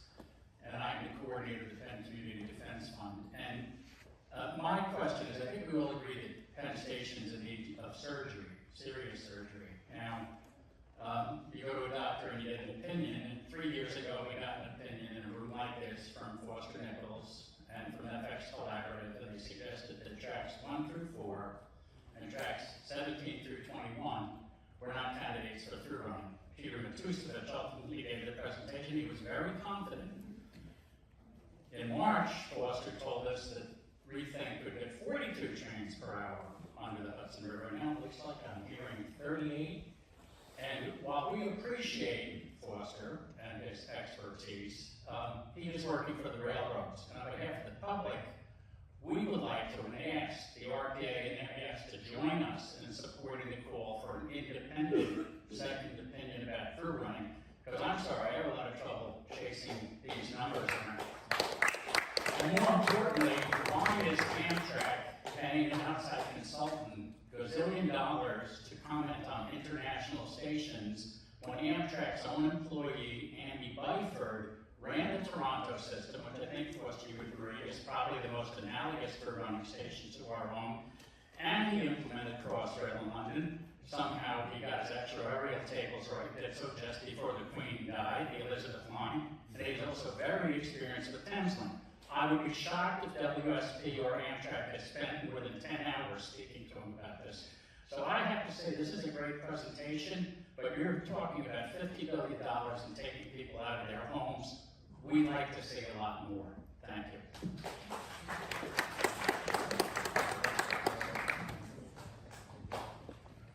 Let me ask for another question for you. Do you want to comment? I'm sorry. I think it was a question. I'll just say that Andy Byford does work for Amtrak. He's a senior vice president for high-speed rail. And we have given him this presentation, and he's provided some feedback, and we continue to talk to him about it. But he has another job in Amtrak, which is promoting high-speed rail around the country. He's very focused in Texas right now, so we will continue to keep him apprised of this effort. In terms of an independent effort, Sam, I mean, I think that would be welcome. I think we'd be happy to hear from what, your own studies we've taken a very close look at. And if there are other studies about the effectiveness of through running at Penn Station, we'd be happy to look at those as well. Okay, why don't we go here in the back on the right, the red shirt? Thank you. David Gelman. Foster, you made a couple of mentions of the Hudson line coming down to Penn Station, and that's something I haven't really heard about since the immediate after of 9/11, when they were talking about helping to revive the city and have it go all the way through Penn and down to Wall Street. And then, for reasons politicians wanted to, at the same time, oh gee, why don't we do something up to Albany as well? It died on the vine. So I haven't heard anything about it, and I think it's a very interesting concept. But it didn't seem to be in any drawings, which means it sounds like it's a concept, but it doesn't seem to be going anywhere yet. And if you're going to be rebuilding vertically, with all the columns, etc., it seems like it's something that really should be thought out more and planned for more, because, frankly, a 90-degree change of tracks. And so I'm just wondering why it's not part of any of the theories or deeper planning. Thank you. I'm happy to speak to it. So we did, the FTA did take a look at bringing the Hudson line to Penn Station as part of our 20-year needs assessment released last year. It has been a long-term planning priority. There's a lot of complications and a lot of work to do.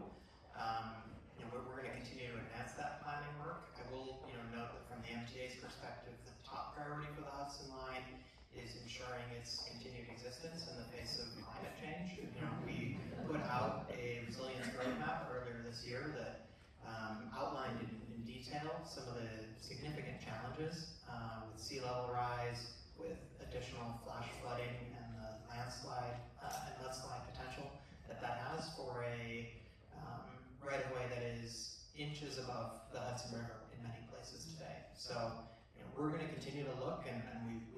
these projects to help provide some of the long-term opportunities for additional Hudson service, including to Penn Station. But our top priority has to be making sure that we make the investments for the continued existence of the Hudson Line as it is today.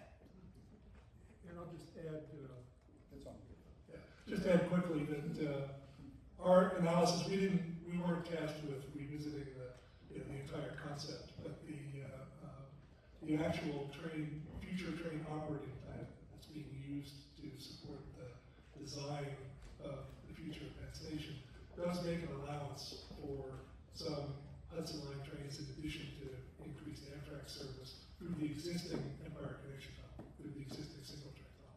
So the numbers I presented are consistent with, with that basis of planning that we're using for more broadly for Penn Station. Great, let's go somewhere here on the left. I see a gentleman over here all the way. Thank you. This has been a terrific Excuse me. presentation. The women on this side, and you're going to another gentleman. I'm sorry, I'll make sure that I did not, that's unintended, I'm so sorry. Thank you. I'll wait for that. Yeah, thank you. Terrific presentation. Jeffrey Otto, I work with the New York City Department of Transportation. I'm a regional planner. I think a good follow-up to the question on Empire Line service is in thinking about regional metro. I mean, for me, the most important part of this conversation really has been the introduction of that concept into this discussion. But I'm curious why the Empire Line through Yonkers was not included in the idea of a regional metro concept, and you're planning work on this and thinking about this, and perhaps with the addition of a couple extra stations along the west side of Manhattan. The main, and again, nothing that I showed in the way of a diagram is prescriptive or the result of an analysis. It was to illustrate the concept. But the one thing that the Hudson Line has going against it is without major new investment, it's constrained by that single track tunnel that comes into a very specific part of Penn Station. And it's going to be very hard to connect that track with a reliable, bi-directional frequent service that blends with other services. So I think that was in my head when we were talking about that. But it's not to say, again, it hasn't really been studied. So. Ma'am, would you like to ask a question? Yes, please. Thank you, Tom. Thank you, everyone. Great presentation. Very informed. And anyway, so I had actually two questions, quick ones, okay? When we are talking about the through running, there are also, of course, polycentric cities outside of the New York City region, New York Manhattan region, and with all the economic development that the through running would help, I would consider that maybe everyone doesn't have to come to Midtown Manhattan to work every day, so the population of the commuters coming into the city might get reduced, which might also affect the numbers that the trains will be bringing in the city. And I'm just asking a question like, has that study been done? That's one question. Second question is that, listening to everyone, it appears that there's a glitch about the governance of who is going to be connected with who. We have a great example, Port Authority has been so successful over 30, 40 years at this point.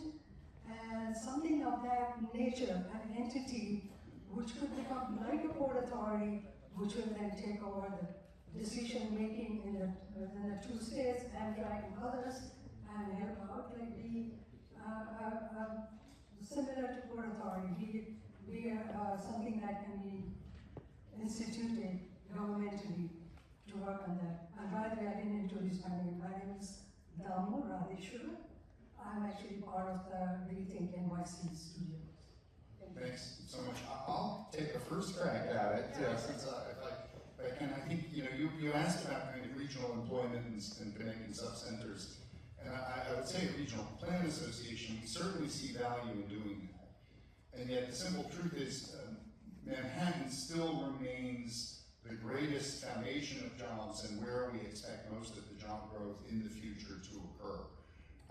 And so while it's very desirable to try and improve connectivity between sub-centers for balanced regional growth, I'll also parenthetically say that post-COVID, of course, one of the things we see with work from home and other things is more people kind of working and living within their local community, and that's a beneficial trend that we want to support too, and create more livable, walkable communities for people to kind of stay in. But that said, we still anticipate that a lot of the job growth, many of the jobs that are going to be created over the next generation or so, are still going to be in the core of the region.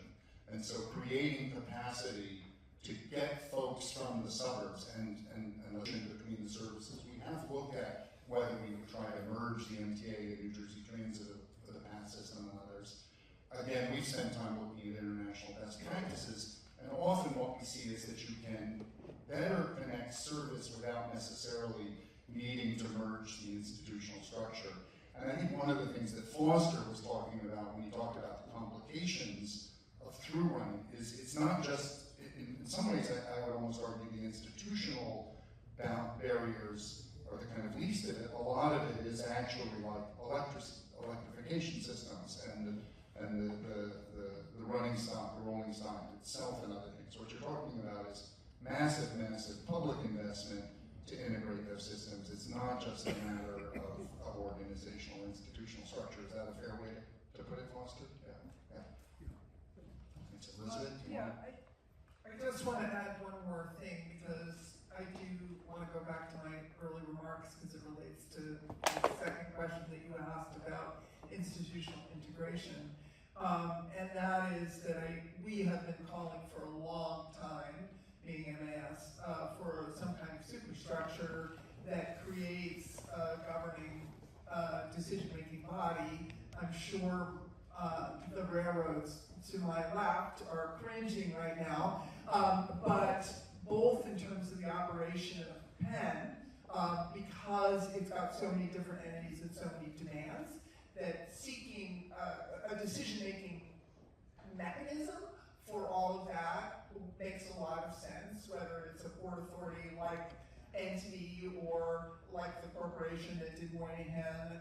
There's a bunch of different models New York State and the region have used and in other places. So I just want to urge you to keep pressing on that issue. We will continue to do that because we do think that that will lead to a more efficient both train station and, I believe Tom, who's already spoken to the regional connections, but certainly the train station needs that kind of coherence as well.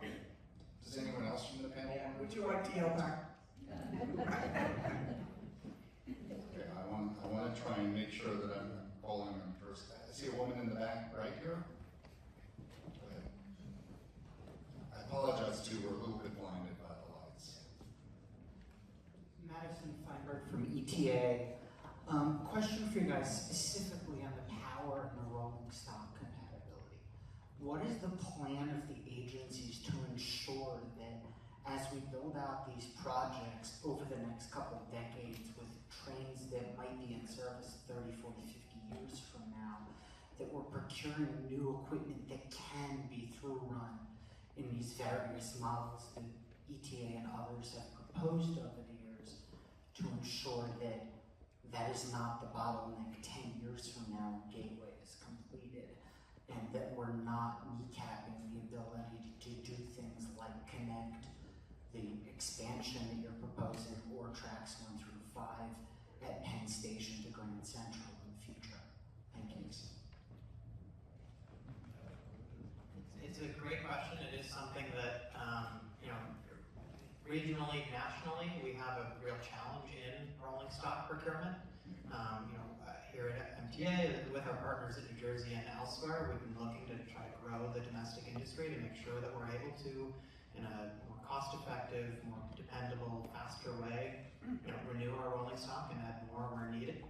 I think that there are ongoing conversations about how to better work together, both for the broader sake of our independent systems, but also towards greater integration. There are, in addition to the rolling stock itself, the sort of, as has been alluded to, the sort of process by which our systems were electrified in the decades, in the 20th century, are different. And so there are challenges, as we've looked even within the MTA family at how to make sure that Metro North Service is able to come into Penn Station through the Penn Station Access Project. There's been a lot of work to make sure that our systems are able to operate on Metro North territory as well as into Penn Station. So it's a lot of technical challenges, but it's something that we are working closely together on.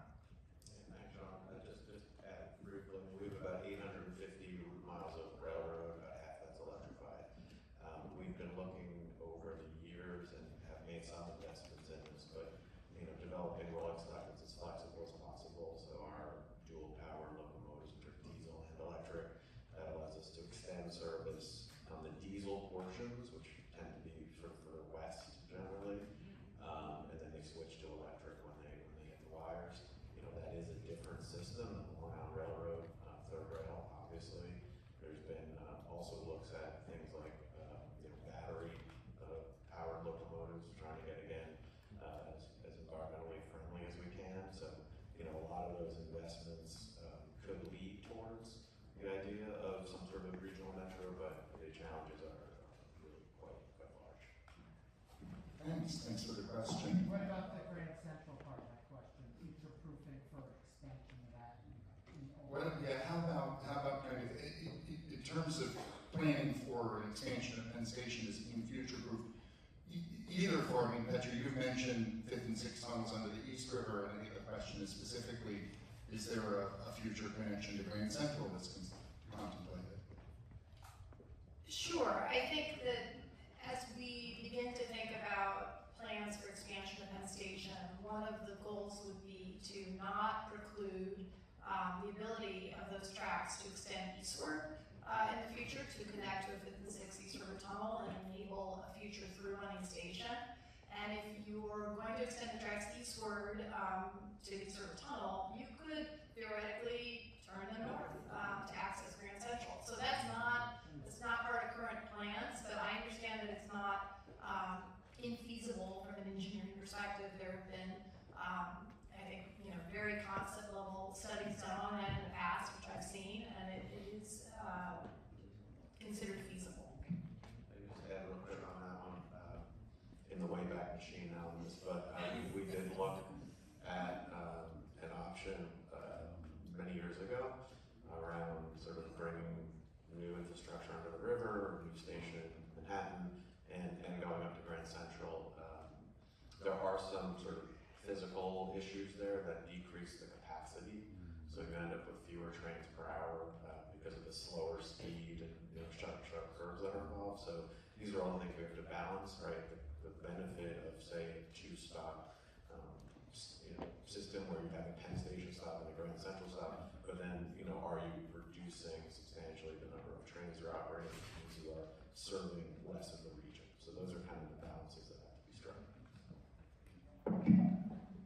Okay, on the left side, I see a gentleman in the middle with a blue shirt. There, yeah. Zoe, can you give him the phone? Yeah, right there. Yeah. Hi, thank you so much for this presentation. My name is Steven, and my question is, how do you plan to bring Metro North into Penn Station, and where do you plan to put it, since they use a different electrification to the Pennsylvania Railroad electrification that's used in Penn Station? Thank you for asking. I was going to ask the question of Penn Access too, so thank you for asking that. That's wrong. So Penn Station Access is currently in construction. It'll take New Haven line trains, stopping at 4 new stations in the Bronx, at Co-op City, Morris Park, Parkchester, Van Nest, and Hunts Point, cutting commute times for folks in 500,000 people within the watershed of those stations by up to 50 minutes a day. So it's a project we're very excited about. There is, it's a design-build project that we're working on, in construction on currently. The technical details of how the transition from Metro North territory to Independent are still sort of being sorted out. So there's a couple of different options. You can build additional.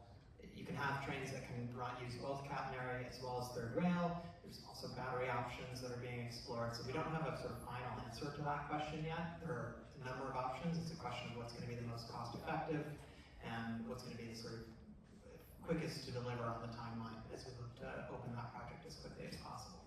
So When are you hoping that project comes online?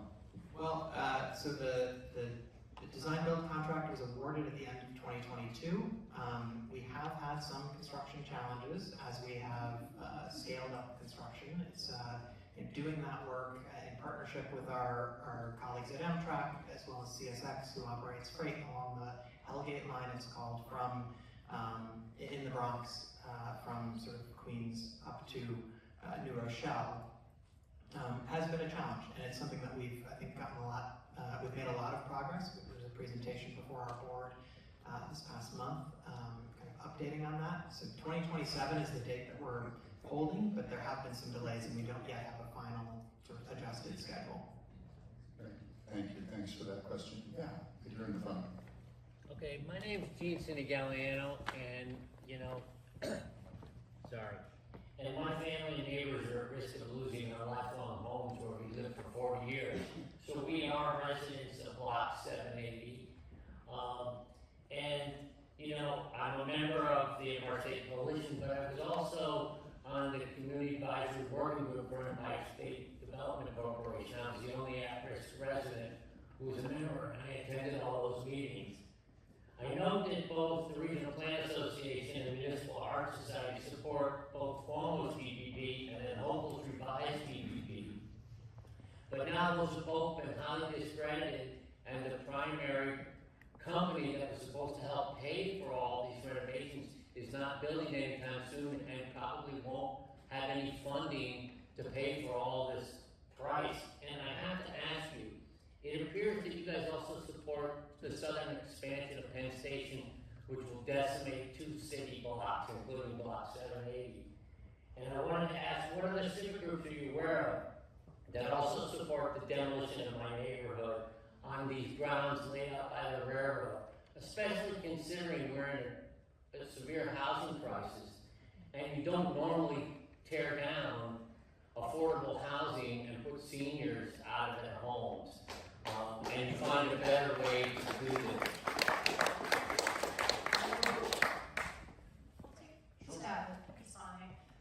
First of all, Gene, thank you for your participation in this planning effort over the last couple of years and for coming to all these forums. Appreciate you, devoting your personal time to this this issue. What I want to say is that the driver for if we were to expand Penn Station into Block 780, and I should say that it's not a foregone conclusion. We will have to go through a 2-year environmental impact statement, and only at the end of that, when we have a record of decision, would we be able to proceed. And where there's also on the table, other expansion options, like maybe we would expand the station to the north. That's something we'll have to look at in the EIS as well. But the driver would be the transportation need. It's not the development of commercial office towers that is driving this project. The ESD is not here at this forum, the GPP is another topic entirely, but it would only be, to achieve the transportation goals of the project, which I've described, and the need to really accommodate the space for these very large trains and to satisfy this regional transportation demand. And will you have any at-risk representative as part of your environmental study? Well, I think you'll be involved. I mean, the environmental impact statement process is very thorough, and there are multiple touch points for stakeholders and multiple opportunities for public, public hearings in which you and your fellow neighbors can come and testify. So I wanted to, before we close from this question, Gene, I wanted to respond to your question about our supposed support of the GPP. We were highly critical of the GPP and remain extremely concerned about the way that it dovetails or doesn't with these projects. We are extremely hopeful that the project moving forward will not look anything like the GPP, and I'm just speaking for MAS at this point. We do not think that the GPP was an optimal plan, by any means and highly criticized it all through the process. So I think that we all need to hold out a lot of hope that if we drive for the central principle here, which is that we need a great civic station that runs extremely efficiently, we have played the role here of listening deeply to what the community is concerned about, to what our partner advocacy organizations are concerned about, and what the railroads are concerned about in their point of view. The reason we are part of this forum and wanted to be here today is because we wanted to deepen this dialogue based on points of view that hadn't been broadly heard before, and we think that that's really important to coming to the right solution ultimately. Layla, do you want to ask a question?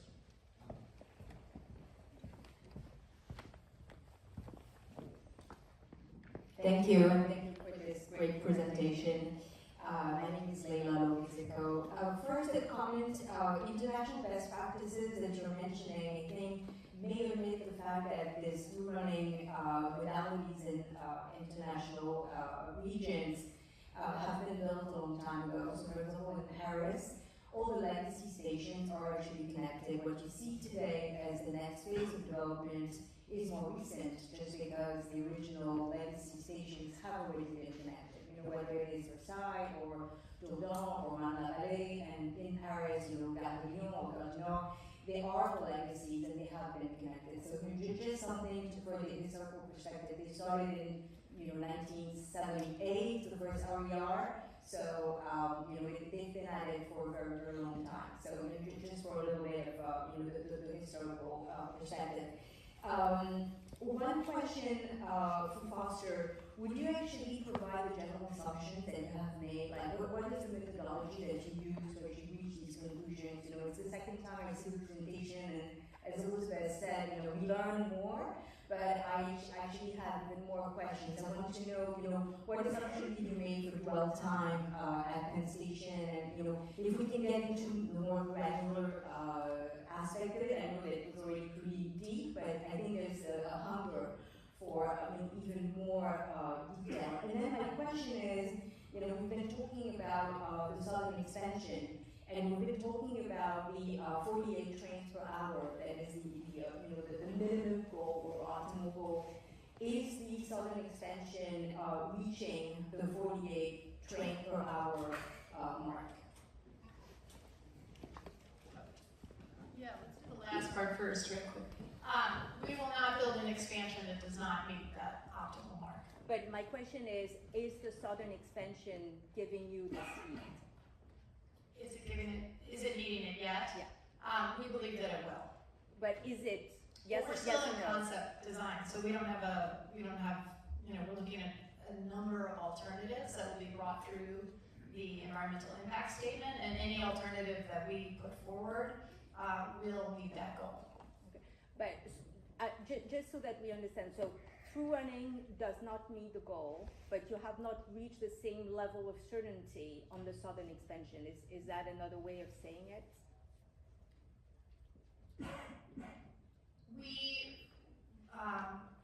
We're just not there yet, but we believe that we will reach that level of certainty. Okay, thank you. Let Foster answer first. Yeah, I'll just say that we're certainly happy to furnish all of the documentation and calculations, and there'll be a report submitted sometime after Labor Day. I think it's been a long time in preparation, and I'd certainly be willing to engage with anyone who is interested in diving deeper into the details. One of the things that's complicated is there's no one plan for throughput. What we've started with some placeholders, and then we keep sort of developing alternative scenarios. So it's a lot of calculations, and we make the decision collectively that there wasn't enough time in the morning this morning, and maybe the level of broad interest to do that deep dive. But it's all there behind the surface, and I'd be very happy to explain and have a conversation. Is that very interesting? If I could just to elaborate though on it, I mean, those those of us who were involved in the advisory committee, at the very beginning of it, I remember there was a statement from an elected official who said, before you start talking about any expansions of Penn Station, you first have to determine whether or not the capacity can be handled with the existing footprint. And I think that's kind of, from my perspective, that's where we are right now still. I have not seen a final design, a secret design that's going forward. My sense is that the railroads are all still considering multiple different ways of trying to pursue this, and that there are differences of how it could be designed and other things like that to try to achieve that 48 trains per hour, which, you know, I'll say again from our PA's perspective, we believe is kind of a minimal level, and we, you know, the moment we see that in place, we'll start pushing for the 5th and 6th tunnels to try and increase that and other things, because we're always looking out far. But I don't want anyone to think, at least I don't think there exists a other plan that is not being shared right now, but that's appropriate because the process is to first decide, before you think about expanding the footprint with all of the costs associated with it, I think the task to the railroads was first determine whether or not you can meet the goals of the program within the existing footprint. I just want to add something briefly, which is that I want to rewind to why we're all in this room together, which is that Tom and I felt very strongly and continue to feel very strongly that this is a keystone issue, that you can't design a station until you know what it's going to do, right? And this issue is very important to be resolved in some manner, shape, or form. And the other option was for all of us to wait until we were through and into the NEPA process to discuss this. And we thought that that wasn't a good way to go. Much as I love environmental review, good deep civic dialogue happens better outside of that kind of form. And so part of the reason why we gathered the stakeholder groups in March, part of the reason we're in this room today is because we want this conversation to take place in a way that we can all both understand the points of view and the facts and the potential theories here and can reach our own conclusions as deeply as possible and then advocate for them if you're on the advocacy side, obviously. So just wanted to remind you that that's kind of what this forum is really about. Thanks. I think you had a follow-up question, sir. Yeah. Thank you. It seemed like there were no consensus. And introduce yourself. Oh, yes. I'm Lawrence Weedman. I'm also a resident of Box and Eighty. But it seems like there's no contingency in any of these plans for Madison Square Garden leaving in 3 years. What happened to that? Why did that die? Why is that? I will say from RPA's perspective, I'm just going to just say this. For a long time, we were obviously proponents of the garden moving because we felt at the time that it was impossible to create a station with both the capacity and the kind of civic grandeur that we wanted without moving the garden. I will say that I have seen studies, some of them that came through the advisory committee process, first by FX Collaborative, and then an independent group that has proposed the ASTM proposal that moves the Hulu Theater out. Now what I've seen is multiple iterations of removing one of the floors within Penn Station, the B level, and removing the Hulu Theater. And I'm now convinced that it's possible to create a great station without moving the garden. And since moving the garden would add multiple billions of dollars to the cost of the project, and I'm convinced that the federal government will not contribute to it because it will not add capacity to the system, I think it's a mistake to push on that issue. I genuinely do, because I think that risks us a generation from now still having essentially the same Penn Station we have. And so that's why I think that's why, at least I will say from RPA's perspective, we're no longer pushing for moving the garden. I want to be clear, I still think that we need an outstanding station, and I think that we can get one without moving the garden by some of these other interventions, and I think it's really important to move forward with those. But from our perspective, we are coming at this, as Petra talked about, from a capacity issue first, making sure that we can handle the capacity that we need there. If the only way to handle that capacity was to move the garden, I would still be calling for moving the garden. But since in my mind those two issues are no longer coupled together, I don't see that as something that we're pushing. Just to be clear about that. I want to try. I see so many hands up, and so I want to try and give folks. There's a gentleman in the back there, in the middle. Can we give him? Or two of you. You pick one. Hello, my name is Andrew Kurzweil, disabled advocate, and my question is basically, we're talking about aging infrastructure and everything. Well, what about the aging ridership also? How are we going to be able to integrate with that totally, make sure all of it, make sure everything fits? Great question. You know, that has been one of the key design priorities of Penn Station reconstruction as we look to reconfigure the existing station to better meet the needs. You know, the station is accessible, but it is complicated, and it is not always easy for somebody to know where to board or to make a transfer between the systems. And so, you know, we've added, as part of the Long Island Railroad Concourse project, we added additional elevators, redundant elevators, to the street and to the subway at Penn Station, and we've looked at, as we've put together the design for Penn reconstruction, still underway, but adding significantly the number of elevators to platforms, and also rationalizing the station itself so that, as Elizabeth has said, it feels like one station as opposed to what it is, which is the result of 100 years of iterations and moments in time when transit was not viewed as the future of the region. We know that it is now, and so we want it to feel like one station, be much easier to navigate, be much easier to access for all customers. Adding new escalators, new elevators, new stairs, just to make it easier to get down to the platforms. Thanks, Sean. Zoe, you got somebody in the back? Yeah. Hi, thanks.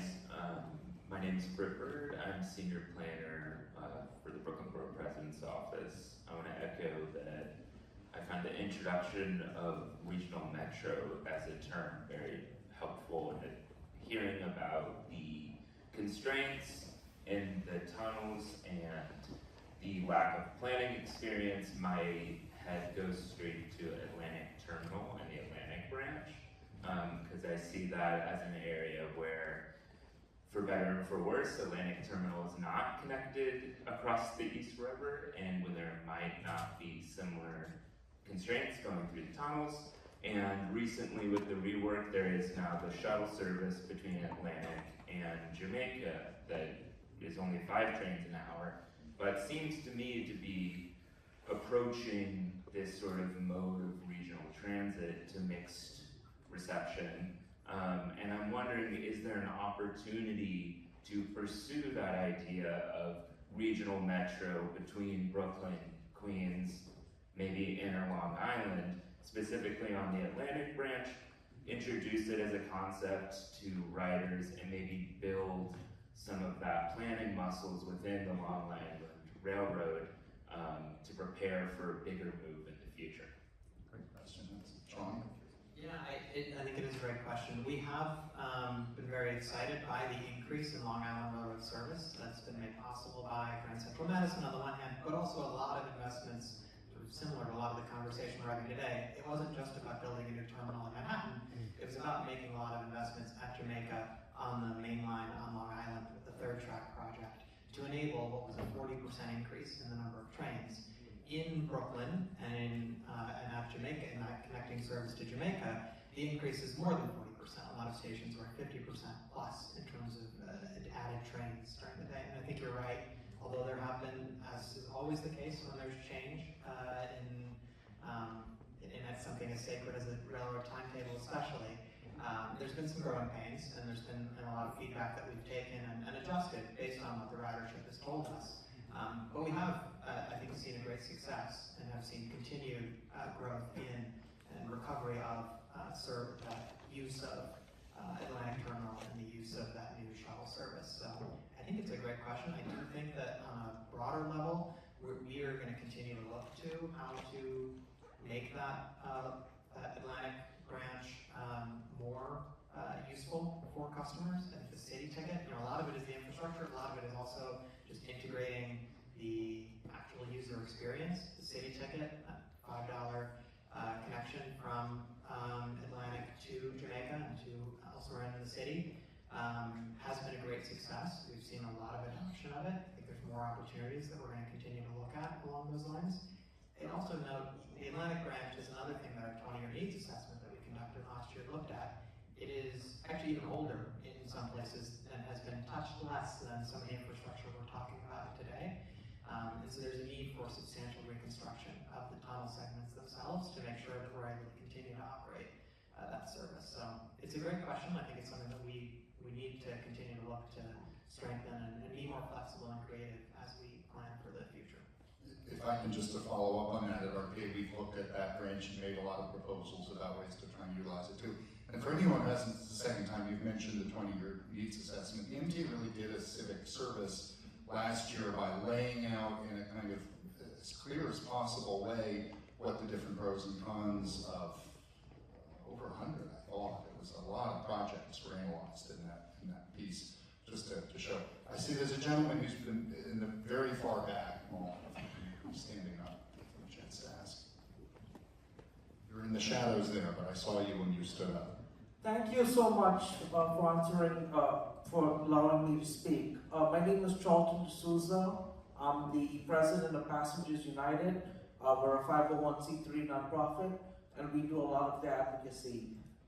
So what happens, because we get a lot of complaints from people regarding the reliability of the Hudson River tunnels. I cannot tell you, every day, like around 5 o'clock, the tweets keep coming in, messages on Facebook, people are stuck on stalled trains. So what I want to know is, with Governor Christie, when he killed the ARC project, that was a big, mess up. What happens when a new administration comes into Washington? What's going to happen with the funding now? Are we going to lose the funding depending on who's in office? How does that play into everything? That's right. Question that's on a lot of people's minds.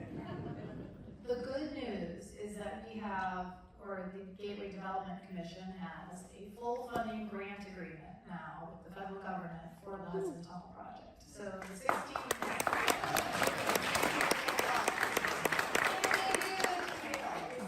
billion project, all the funding is in place. The GEC is contractually required to deliver the tunnel. The federal government is contractually required to give us the money. And all the agencies that play a role in delivering various construction packages are contractually required to the GEC to deliver those construction packages. So I think we can feel very confident about the Hudson Tunnel project. And the Portal North Bridge, which has a similar or identical full funding grant agreement with the Federal Transit Administration and is well under construction. The remaining gateway projects have not yet reached that status. So leadership in Washington matters, not just the White House, but the Congress as well. So that's why we need everyone's advocacy for the importance of rail investments. I will say that I was at Amtrak during the Trump administration, in which the Hudson Tunnel project was stalled for several years while it was in the environmental process. But other gateway projects moved forward. During that period, the full funding grant agreement for Portal North Bridge was signed. We received a environmental finding for the Sawtooth Bridges Replacement Project, environmental assessment. So, I don't want to think, one person gets elected, everything's going to stop, or, vice versa. We can't know that. I think what's important is that we continue to move these projects forward, that we demonstrate real good progress and inspire confidence that the railroads can deliver on these investments. Great. Thanks for the question. Zoe, you've got somebody there? Yes, ma'am. Yes, good morning. My name is Joy Goldberg. I live in Brooklyn. With all due honor and respect, I hope this is not a rhetorical question. The gentleman, Mr. Foster, mentioned first concerning Mr. Turvey's rethink plan, not to kill it, but that's very strong, combative language. A very strong opening. He employed the word assumption repeatedly, such as implying rethink beliefs. Well, there's number one is Amtrak, and number two is the rest of the planet. Methinks he's way more intelligent than that, sirs and ma'ams. To the point that the audience became amused several times, they laughed. It was like a mockery. My question is, have you ever bothered to sit down and talk with him and his coalition? Have you ever had the humanity and the caring to say, we don't want to destroy the city to build her? What can we do together? You know, Proverbs says, in the multitude of counselors, there's accomplishment. Okay, this is not a country club. This is not some elitist, we're up there and you're down here. If you really want answers, then you get together with intelligent people and you talk and not look down your noses at them. Have you done this? Foster. We actually have met several times with Sam and the Rethink folks over several years, and have had some good technical discussions. And as Sam said earlier, we disagree on some basic points, but we have been civil, you know, and I think we have listened to each other.